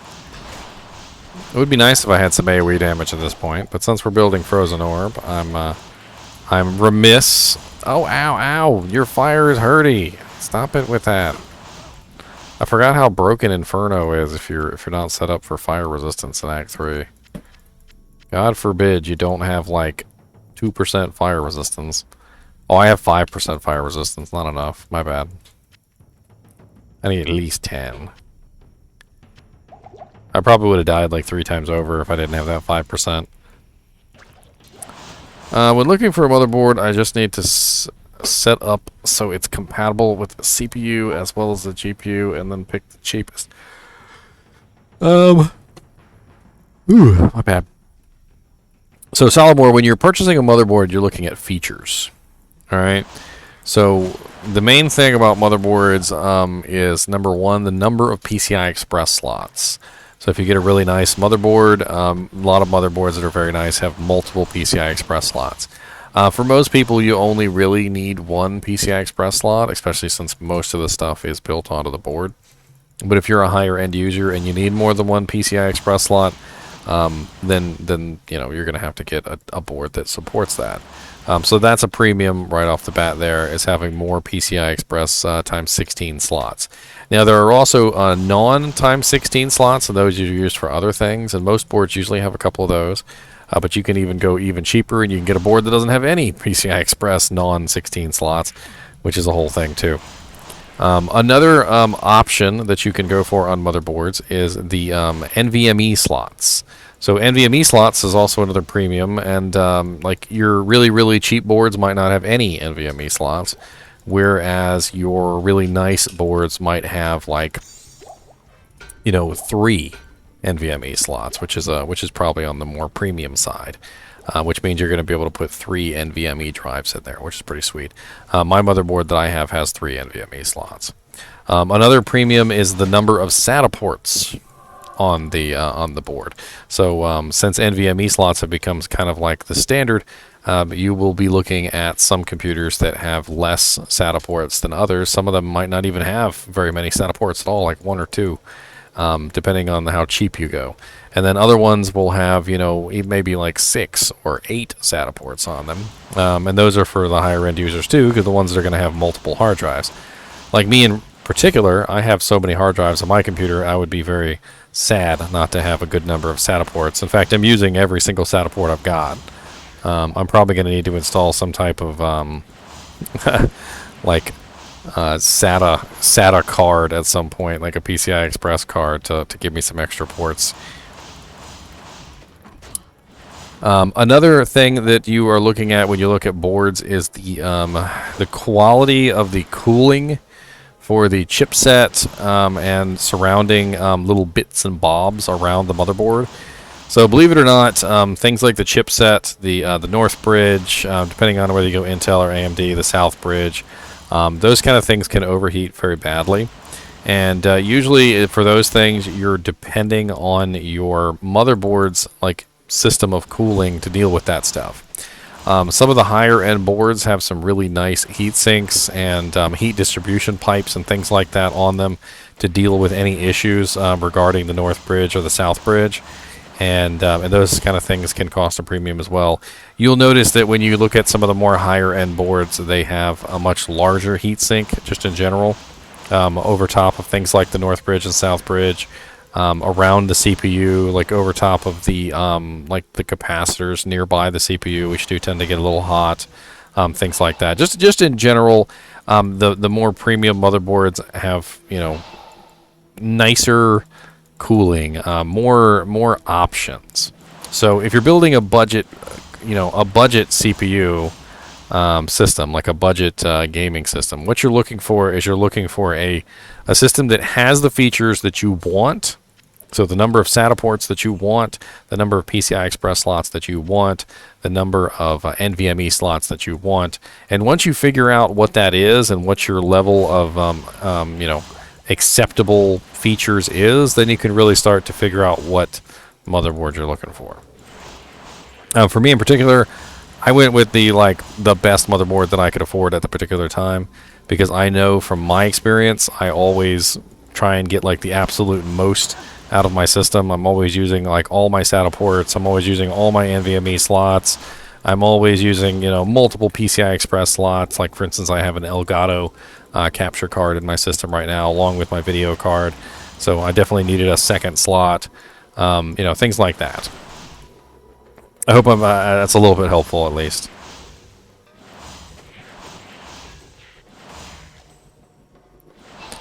Alright. Why don't I have any skills on my bar yet?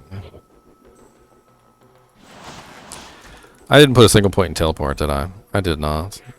Because I'm a very smart individual. All my next points, I guess, are going to go to that.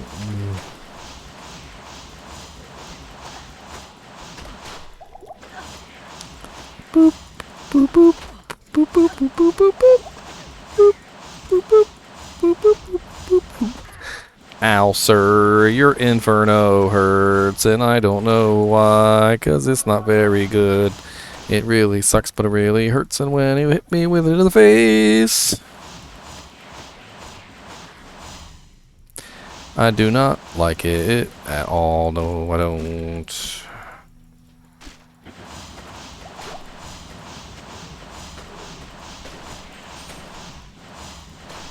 I'm doing the cat jam.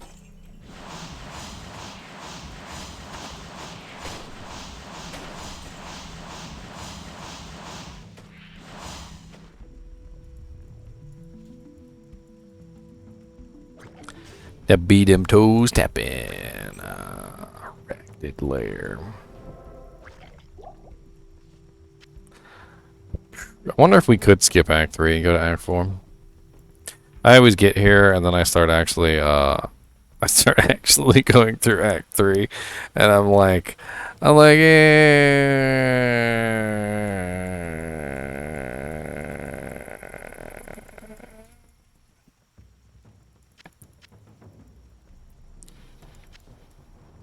Unfortunately, if you're in single player like I am right now, good luck trying to get anyone to give you the jank.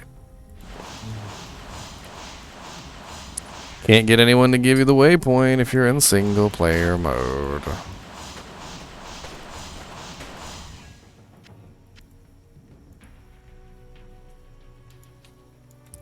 Single player.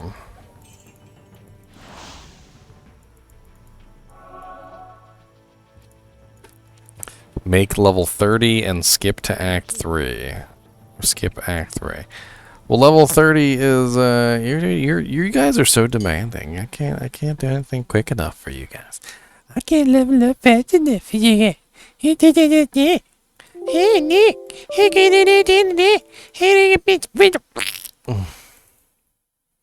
Orby Borby does not like you being mean to her. You leave Orby Borby alone. G-Rush Chaos Hell. Let's go. I know, they wanted a level 30 skill. Yeah, that's the only reason I'm really even bothering with this. That's the only reason. Boop, boop, boop, boop, boop, boop, boop, boop, boop, boop, boop, boop, boop.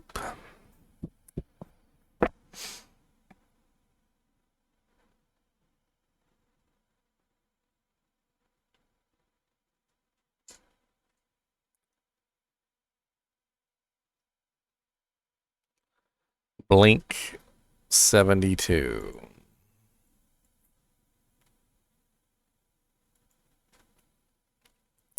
Flash forward, snap back to reality. Oh, there goes gravity. Oh, there goes gravity.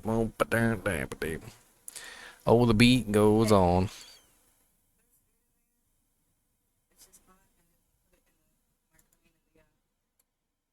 Don't worry, I won't let it go to waste like I did last time.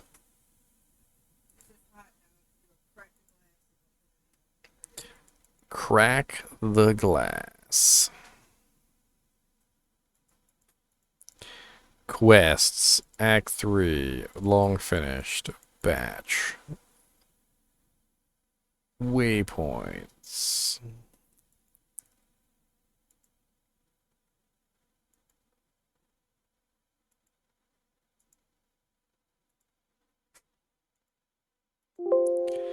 Hope you guys are happy.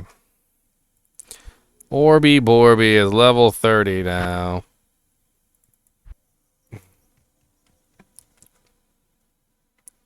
I hope you all are happy. Oh, I didn't even see Zay Auto. Thanks for the subscription there, buddy. I appreciate it. That's very nice of you. It's a very kind gesture. Alright, so we're gonna go grab teleport before I forget. Lord Jesus. It's so far down the tree. Why is it so far down the tree?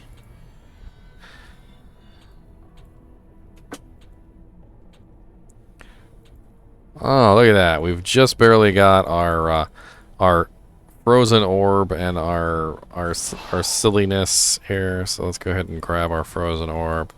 And let's go down and let's kill Diablo. How about that? I mean, voted like 30 times for Druid, so... Cobra Bubbles! I voted 30 times for Druid! It's all you guys' fault!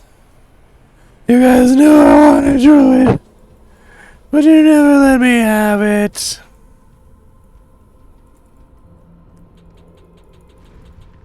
Hey, with the little... Don't do that. That's rude. That's rude!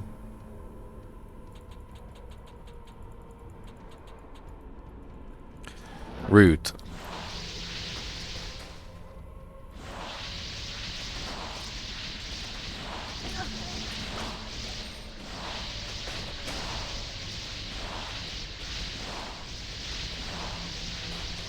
Drop me something good to eat. Drop me something delicious. Little maggot eggs. Let's make some hard-boiled maggot eggs. Hard-boiled maggot eggs. Who doesn't like hard-boiled eggs? Hard-boiled maggot eggs. Let's go cook them up. Yum.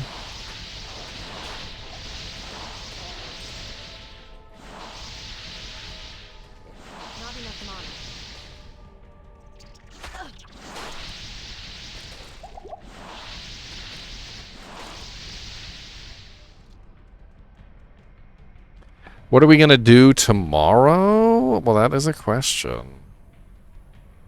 That is a question. So let's do a poll. Who doesn't like polls? What class? Actually, I might not be able to do a video tomorrow. It's frickin' Tuesday, and it's my double shift day.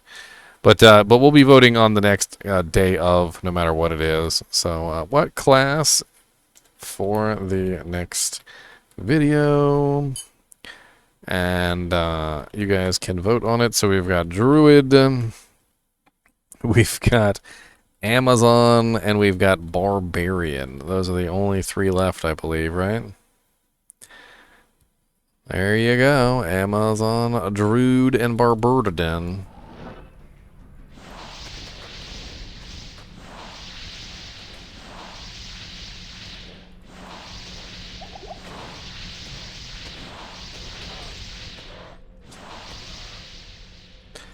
Amazon, a Druid, and a Barbarian. They all meet in a bar together. Amazon, a Druid, and a Barbarian. They order a couple of drinks. The barbarian says I killed the strongest warriors all across the land. The druid says, oh yeah, I tamed the fiercest animals that ever existed in Earth.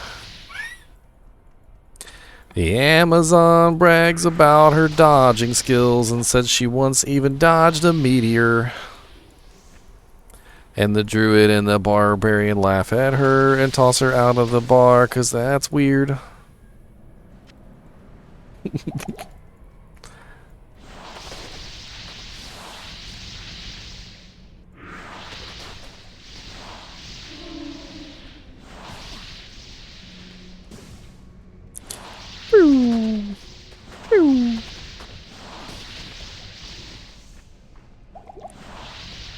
Where are them druid votes?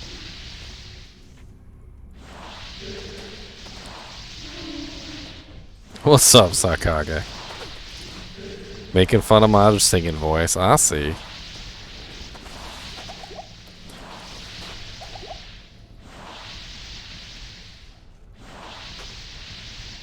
It was meant to be like an old story, so I was deliberately doing a country voice, sir. Gotta tell one of them old folk tales.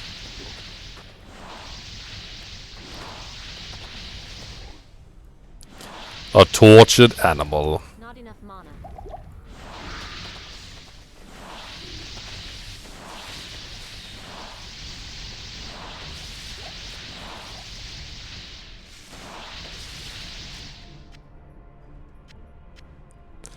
Bink, bink, bink, bink. I actually already know what I'm doing on Druid. I was just having fun. I mean, it doesn't help. It doesn't hurt. I mean, it doesn't hurt to have a refresher, right? Just go back over things. Maybe you learn something. Maybe I will teach you something new that you don't know about Druid, Cobra Bubbles.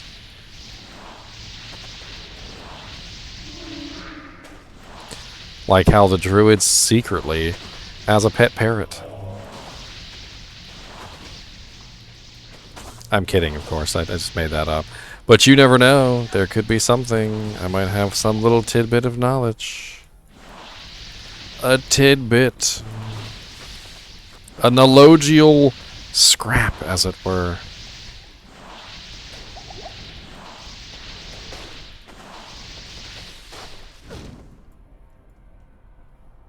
You little mana thief.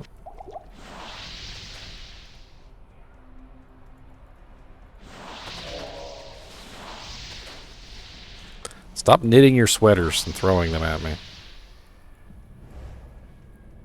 Highly resistant to cold.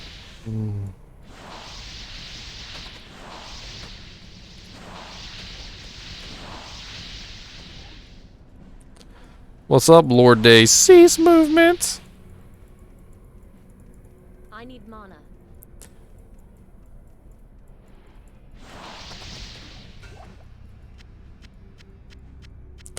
Those bone spirits are naughty on my necro. I always run from them. Ain't no magic resistance.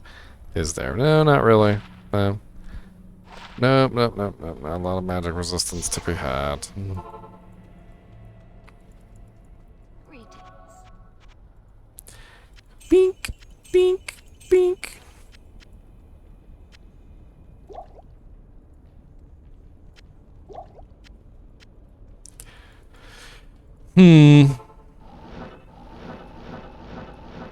Not enough mana.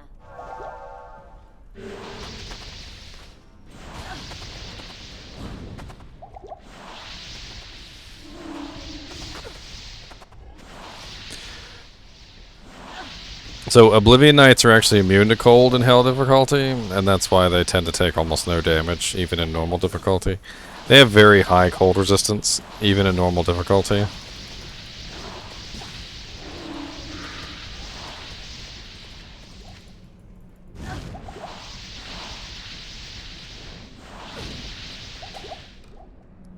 Very, very high.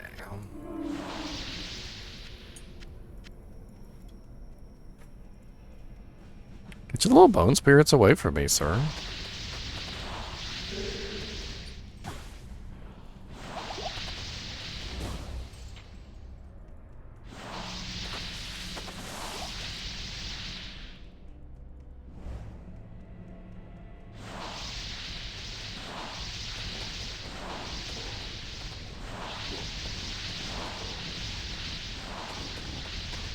Spectral hits. He's got some cold resistance. Not enough though. Still dead.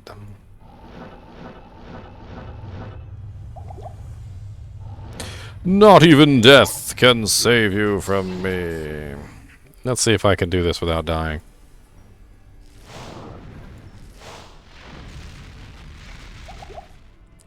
Ow, that hurt. You and your lightning.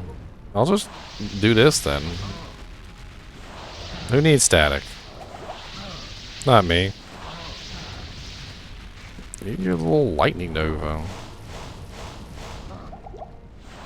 That jank hurts. I ain't got no resistances to fire. I ain't got no resistances to lightning.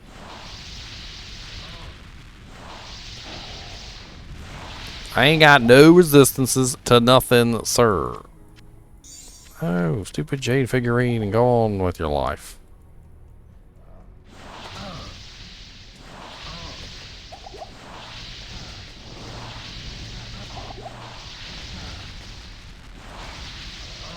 As you can see, it's not so much a matter of, like, can you kill Diablo? It's just it takes a little bit of time. Even with level 1 Frozen Orb and level 1 Cold Mastery, you're still doing a pretty significant amount of damage to Diablo. It's just a time thing. I mean, you might have to go back to town, buy some more potions. If I could actually stand next to him and static him without dying, that would be useful. But unfortunately, I have to keep moving because he spams his little lightning inferno constantly. And that's one thing that you'll notice, especially on like mage classes, that he just loves to spam that ability just constantly and never-endingly because he doesn't want you to be able to stand still. And as soon as you stand still, you are immediately murdered by it because it's just massive amounts of damage.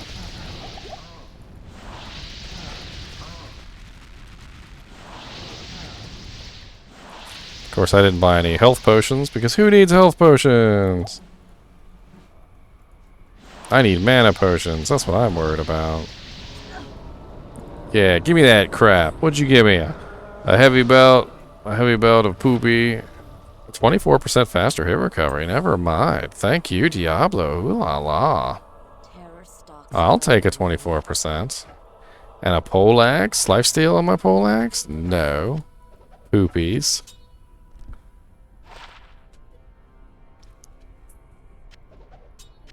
A green pylum, which means it's probably poison damage. Yeah, poison damage.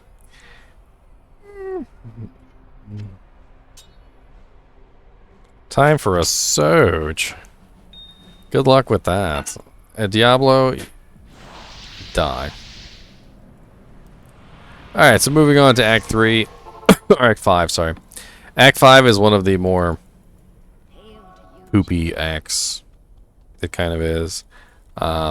Mainly because, you know, there's a lot of cold resistant monsters in this act. Very highly cold resistant monsters. Pretty much all the enslaves for the whole first part of that area are all very highly cold resistant. In hell difficulty, they're immune, by the way. Unbreakably immune at that. So you pretty much just teleport past them. But, let's see here. Why do I not have teleport on my bar? Let's go ahead and kill Shank real quick. We'll get our socket quest.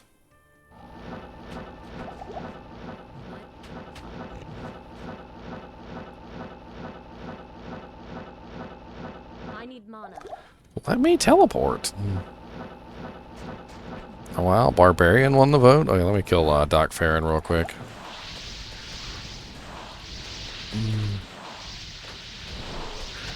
Cold Enchanted. What's up, Doc Farron? I heard your mama was a hoe. Not enough mana.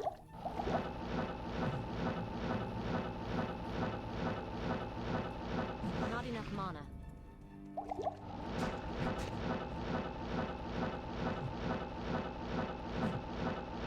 I need mana.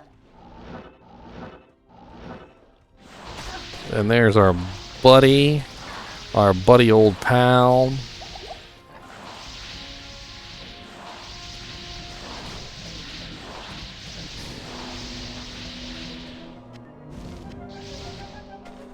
And as you can see, the Sorceress really excels at just skipping by everything, which is decent if you are strong enough to handle the content, but if you're not strong enough to handle the content, it doesn't really help you out very much. It really depends on how strong your Sorceress is. Obviously, I cheated and brought this Sorceress up to level 30, so she is, I think, a little bit higher level than she would normally be getting to this point.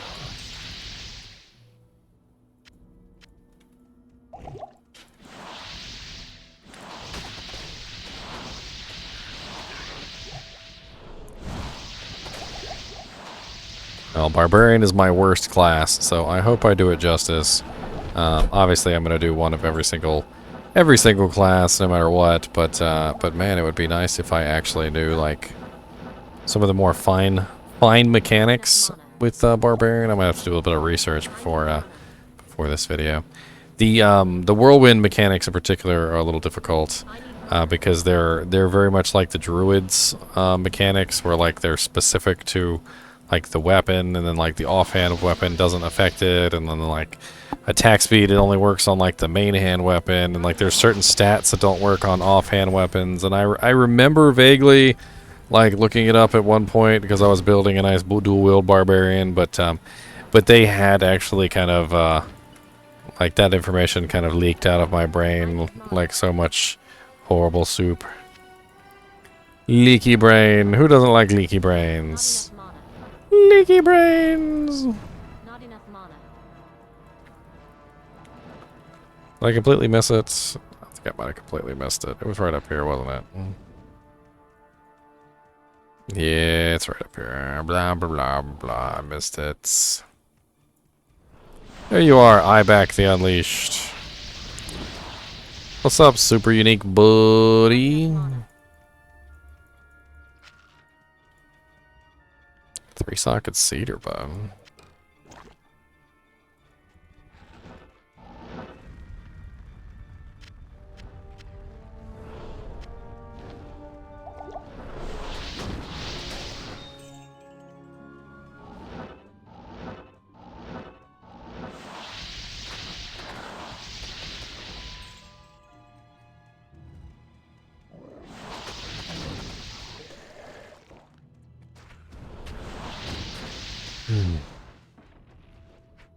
Not enough mana.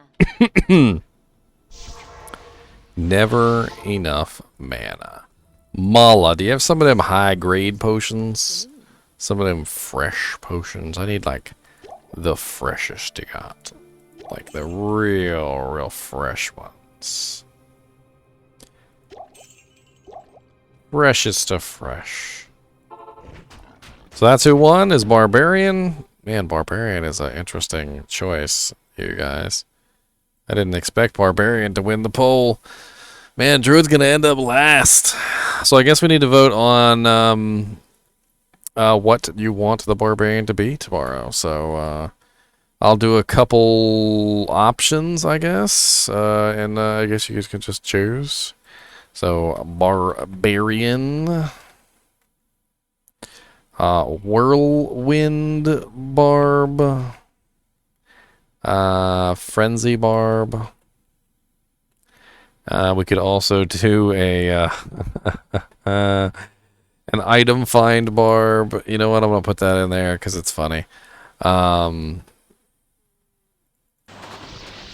if it wins, it wins. Then that's what we're doing. We're also gonna throw in Shouts Barb. I believe they just call it Cry Barb. Cry Barb. And then, what else could we put on the list? Throwing Barb. Throwing Barb.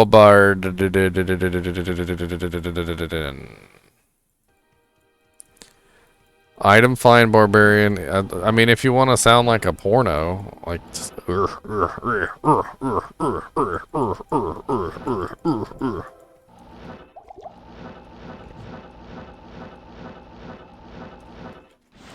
what's up, Thresh Socket?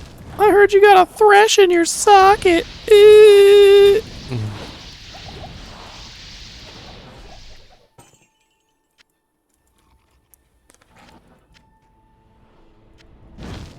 Gold dagger drop. Let's go, gold dagger.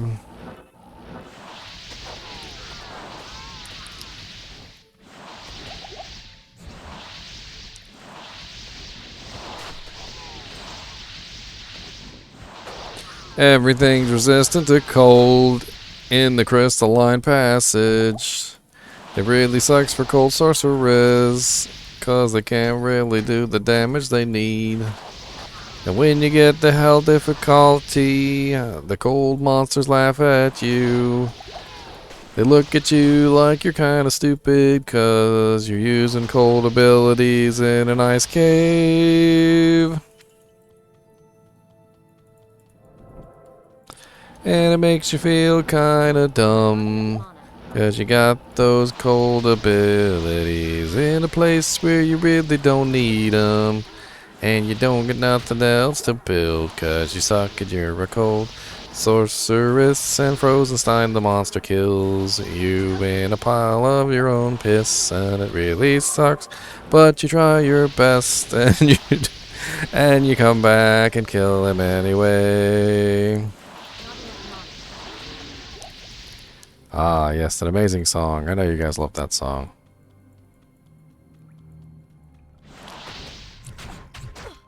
A classic storm shield barb.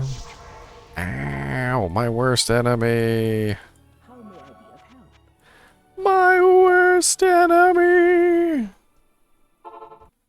Oh yeah, let me pull this pole up so everybody can actually see it. A whirlwind barb and item find barb are fighting each other for victory. Fighting each other for victory. If item find barb wins, I'm going full in. I want you to know this.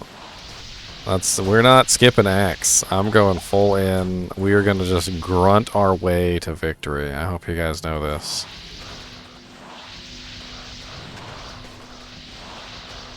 Because as an item find barbarian, we will have a significant amount of item advantage. We will have some very nice equipment because we will be grunting at every corpse and picking up every piece of equipment that we can find. And there will be much grunting, and there will be much grunting. You will think that you are watching an episode of Tim the Toolman Taylor sped up, where he only grunts the entire episode long. That's what you're going to be watching, and I hope you guys are ready for this.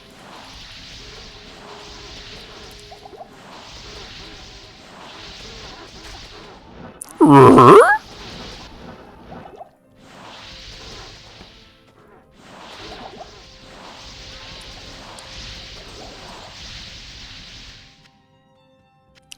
oh, oh, oh, oh, oh. Oh, oh, oh, oh, oh, oh, oh, oh, oh, oh. I need mana. Always you need the mana, you're so greedy. Oh, always you need the mana, never have enough. Why do you not have more mana?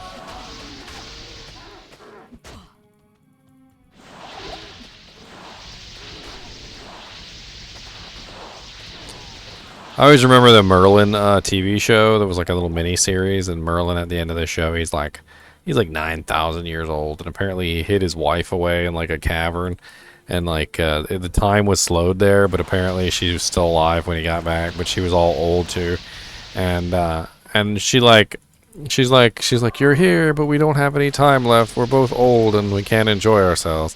And he's like, and I saved a little bit of mana just for this. And he uses up like the last bit of his mana to make them all young again. And I'm like, you bastard, you were holding out the hold. You had the mana to cast that last fireball. You had the mana points.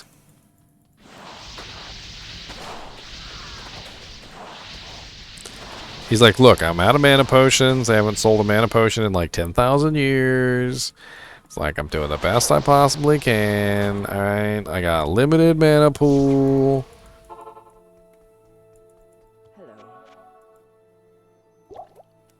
Yeah, did you see the latest one with the Cow King? And the Cow King is like sad at the end because they didn't kill him. Like, literally his entire city is in ruins. All the cows are dead around him in pieces. And at the end, like, as they're about to kill the Cow King, they just all leave the game.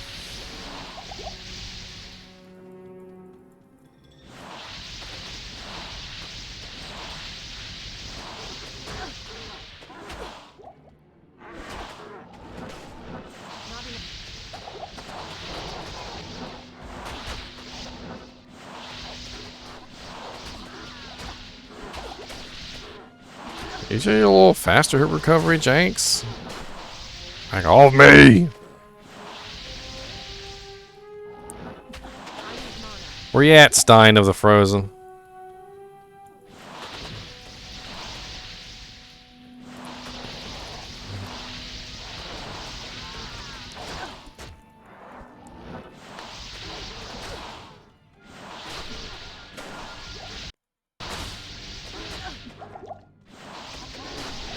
And these abominals I've got like the best freaking resistance in, I swear. I need mana. Ow! Back off me, suckers! Oh, you're immune to cold, Frozenstein? That's so rude, and I hope that you're rude in the afterlife after I kill you.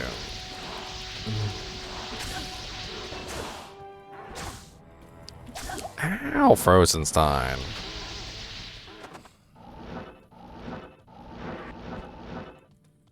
Aha. Hero, Neelathok did this to me. Oh no, Neelathok is such a rudy rude.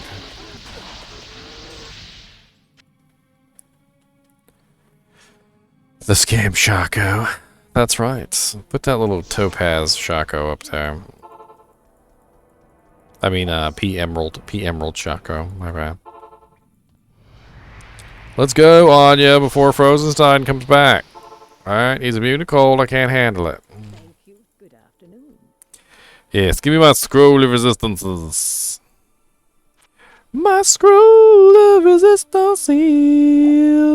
Yeah, yeah, yeah.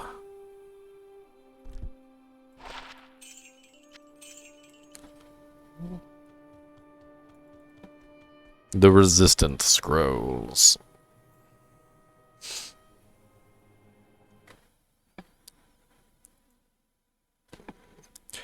Wow, 69 votes on Whirlwind Barbarian? You guys are crazy with this Whirlwind Barbarian madness. There's only 31 people in here. How many votes do you guys have?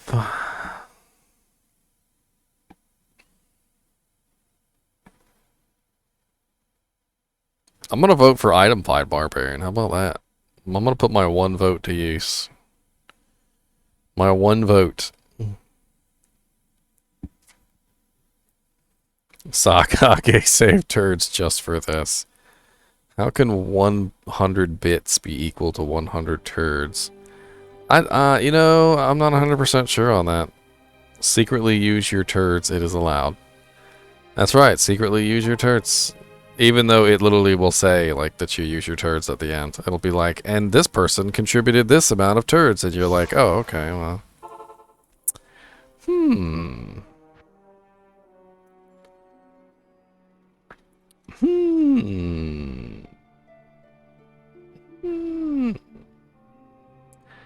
Trying to think whether Frozen Orb or Cold Mastery would be more effective right now. I feel like an extra 5% negative resistance would definitely be a lot of damage, considering there's so many cold resistant monsters in general. But there's only a tiny bit of extra damage boost on this if I boof it up. I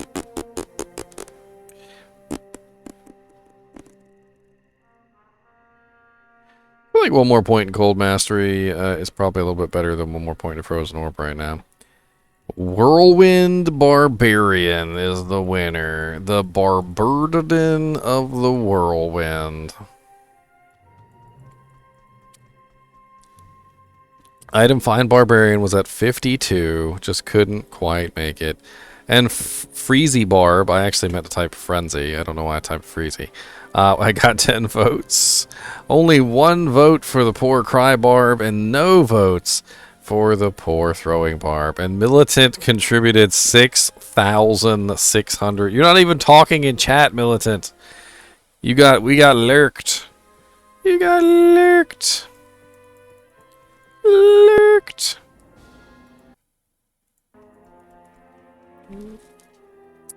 Well, Cold Mastery is going to give you negative cold resistance to the monster. So say, for instance, you come across a monster that's 75% cold immune, you're going to be doing, resistant. You're going to be doing very little damage to him at all. So it's very nice to have Cold Mastery because it's going to reduce that resistance, and it's going to make your Frozen Orb do more damage. I mean, obviously, putting points into Frozen Orb is going to make your Frozen Orb do more damage too. But if you're coming across tons of cold-resistant monsters, like in Act 5, that's a lot of cold-resistant monsters, and having 5% more onto the negative cold resistance can be a little bit more useful, I think, than 1 point into the main skill. Although don't like just spam all your points into negative cold resistance. I'm just looking at it from a sort of a pragmatic point of view, where I'm in an area where monsters have really high cold resistance, so that negative is going to help me out a lot. Later on, I'll probably put more points into Frozen Orb instead. But like, take these Frozen Creepers that are probably like 75% cold resistant. That negative 5% on these guys is actually helping me out a ton. I can already tell. They're not immune, they're just stupidly high resistant. In normal difficulty, they're not immune. In Hell difficulty, they're immune. So in Hell difficulty, you can't break them with Cold Mastery. You actually need to break them with some sort of like Infinity or something like that. But as I was talking about earlier in the video, cold resistance tends to be one that is not easily broken. Even if you have level 25 Conviction, a lot of the times cold resistance can't be broken. So.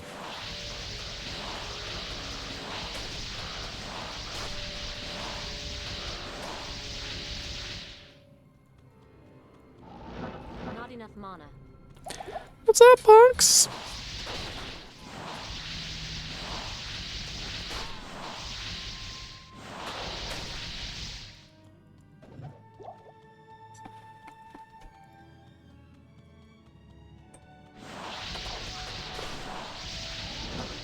I need mana.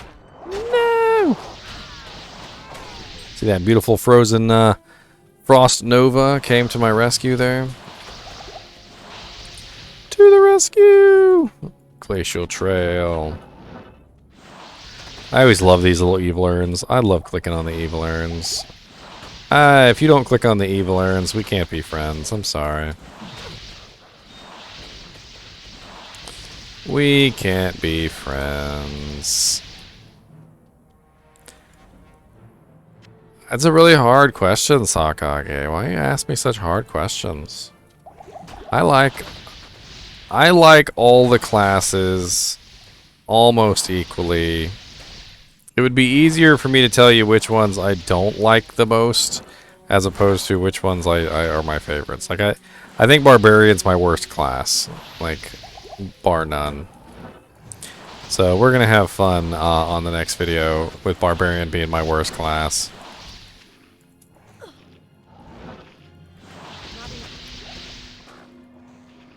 I need mana. Who's trying to link what now? Solidmore, what you trying to link? What are you trying to link, sir? Here, I will permit you for 60 seconds. You have been permitted. Salutations. You have been permitted.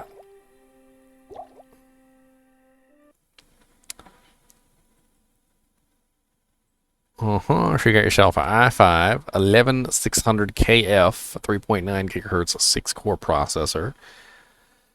No price available. An MSI B56M560M. Let's take a look at your motherboard.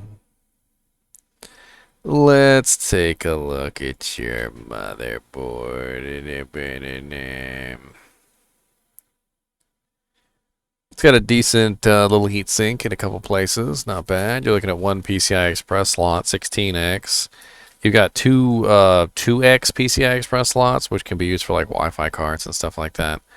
Only 2 memory slots. I might go with one that has at least 4 memory slots. Solid more. See if you can find a board that has 4 memory slots. Because if you get only 2 slots like that, you're gonna shoot yourself in the foot later. You're not ever gonna be able to upgrade that thing, and it's 2 slots is a bit restrictive. 4 slots gives you more room. You know, you can upgrade later if you want to. You can go with cheaper chips. So like with 2 slots, you have to go with the really expensive chips. You have to get the bigger chips in the kit.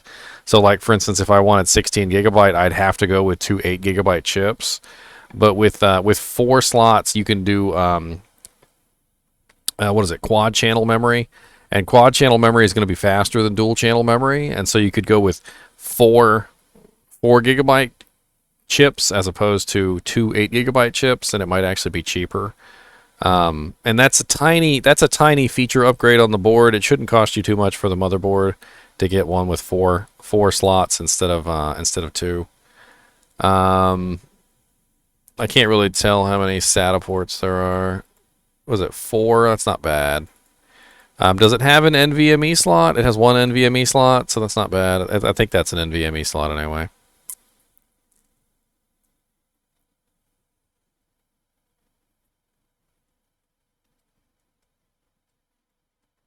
Four 8 gigs, yeah.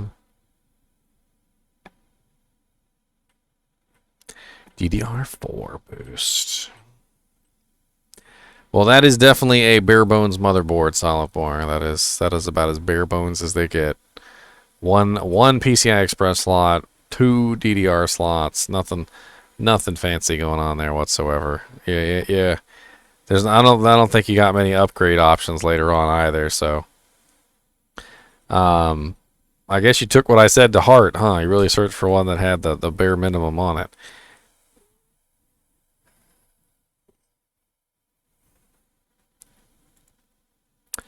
Alright, guys and gals, I think I'm going to call it a night, and I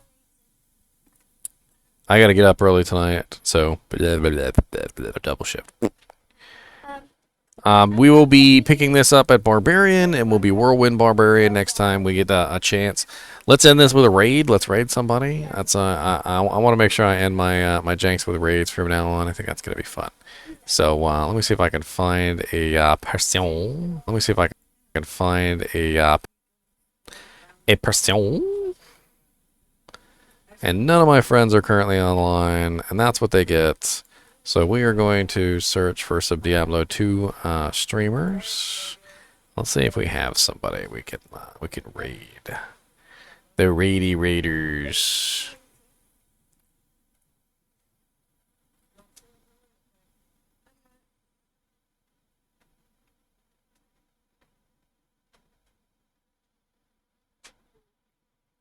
Some guy named Saucy Sauce.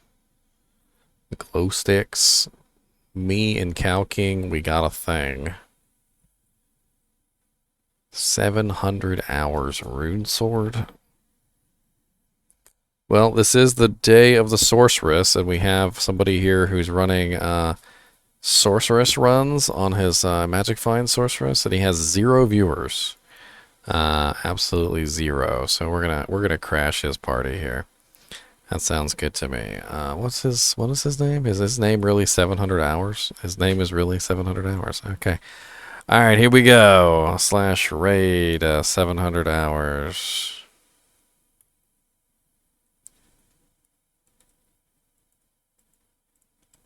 What's going on here? What do you mean? Let me raid. Let me do my giant /raid 700 hours. It's intended for mature audiences.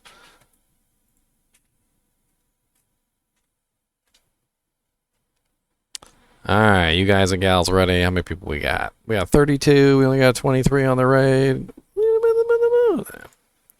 Let's go.